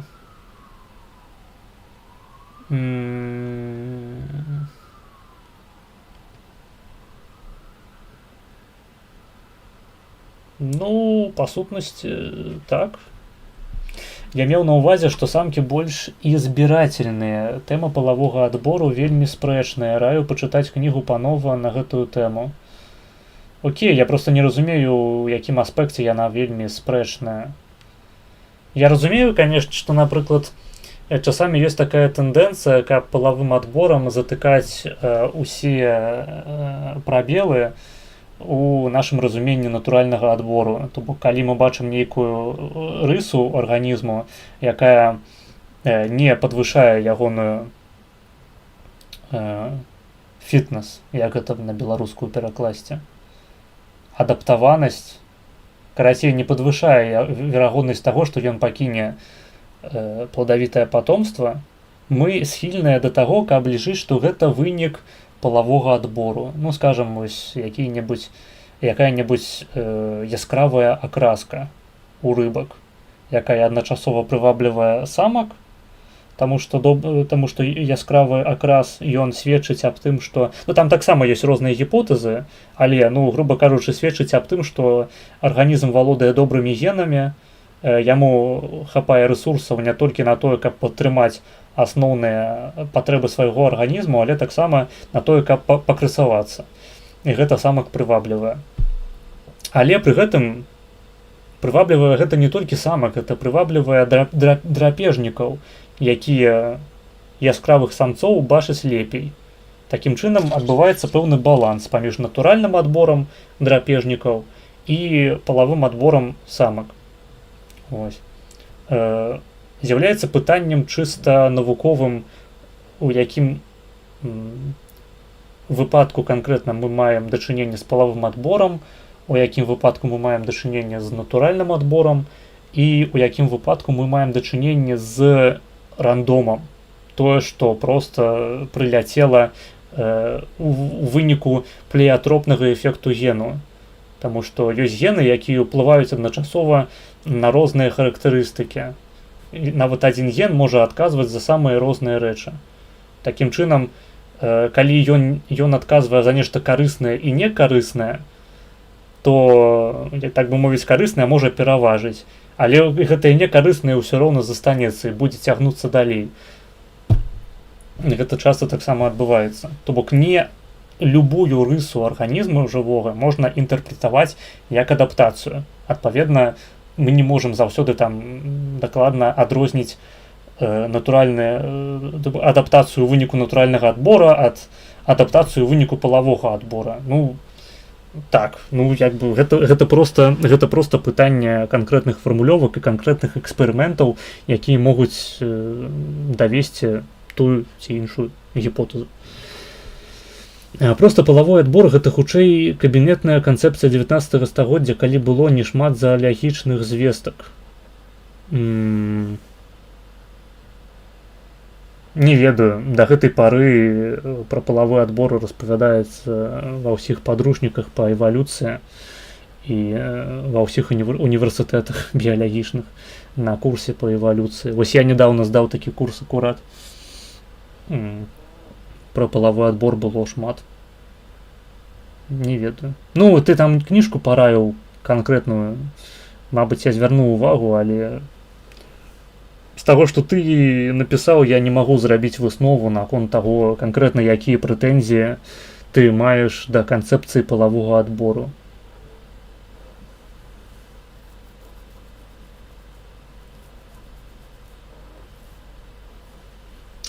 Добра, давайте ўжо тады на сёння завяршаць нашыя пасядзелкі. Мы стрымім ужо больш за 3 гадзіны. Давайте. Вельмі файны сёння стрым атрымаўся, асабліва у сэнсе грошай. Вось, накідалі моя павага, мой шацунак. Дзякуй вялікі, ако вы гатовы за донат у $72. Дзякую усім іншым, хто данаціў на відосы. Дзякую усім тым, хто пісаў паведамленні ў чаце. Дзякуй тым, хто проста глядзеў моўчкі, таму што ён і беларус і церпіць, і калі ён напіша паведамленне, то яго адразу накуканяць таварыш маёр. Вось, тым не менш, вам таксама дзякуй. Падпісвайцеся на гэты канал на Ютубе, падпісвайцеся на канал на Твічы, там хутка таксама будуць стрымы, таму што мне замовілі гульню на праходжанне, і яна зойме хутчэй за ўсё больш за 2 трансляцыі, мне так здаецца. Падпісвайцеся на канал у Тэлезе, падпісвайцеся на Patreon, там ёсць падпіскі платныя і бясплатныя ёсць таксама. Падпісвайцеся на інсту маю, падпісвайцеся на Twitter, далучайцеся да нашай прыватнай канфы ў Тэлеграме, €2 ў месяц каштуе. Яна досыць жывая апошнім часам. Падпісвайцеся на што яшчэ падпісвайцеся. Далучайцеся да Дыскорду, да серваку ў Дыскордзе. Там часамі таксама нешта адбываецца. Хаця апошнім часам трошкі радзей, але у галасавухах перыядычна хтосьці сядзіць.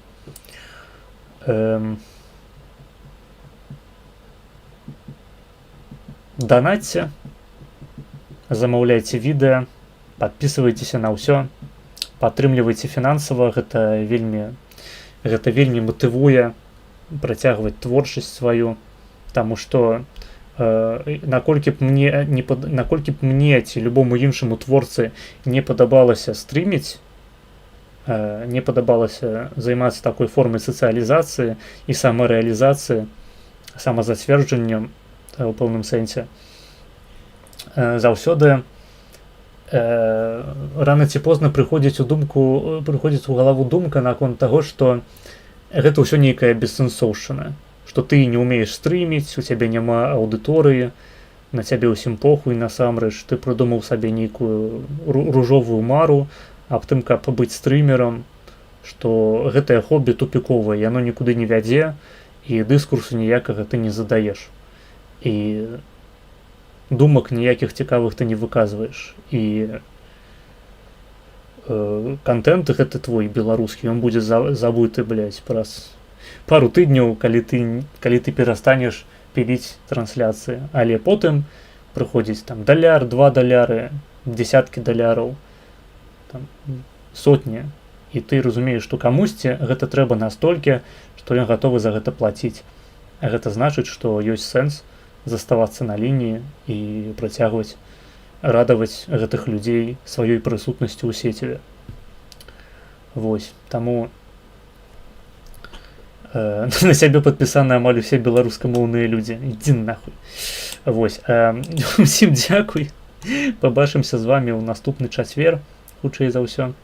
Дарэчы, як з табой можна звязацца? Я проста гайлайт зрабіў і скінуць хачу, каб ты ацаніў. У сэнсе ацаніў. Ты хочаш, каб я яго выклаў кудысьці потым, ці што? Ну, вось мазгавы суп, дарэчы, ён таксама хайлайціць і проста на свой канал залівае. То бок, калі ты створыш свой уласны канал і будзеш туды піліць хайлайты, я нічога супраць не маю абсалютна. Просто я не хацеў бы на свой канал, скажем, выгружаць відосы, якія з'яўляюцца прадуктам чужой творчасці. Я не хацеў бы красці у вас вашу магчымасць рабіць уласны прадукт, хай і заснаваны на маім кантэнце. Я б на вашым месцы піліў бы шорцы. Паспрабуйце піліць шорцы. Я магу вас рэпасціць. Вось я рэпашчу рэгулярна таго ж мазгавога супа. Гэта не праблема. Вось. Просто на свой канал я вырашыў рабіць хайлайты вялікія. То бок, калі я чытаю лекцыі, калі я запрашаю кагосьці на інтэрв'ю, хайлайты такіх рэчаў. А мелкія хайлайты можаце піліць самі, калі вам гэта цікава, калі камусьці гэта трэба, не ведаю навошта, але окей, вашая справа. Гатовы рэпасціць гэта ўсё. Вось. У цябе вялікая аўдыторыя. Так, вельмі, вельмі вялікая. Вы неверагодныя, вось.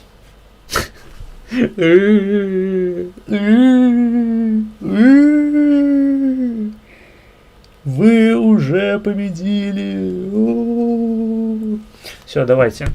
Усіх абняў, усіх пацалаваў і усім дабраныш. Давайте. До побачення.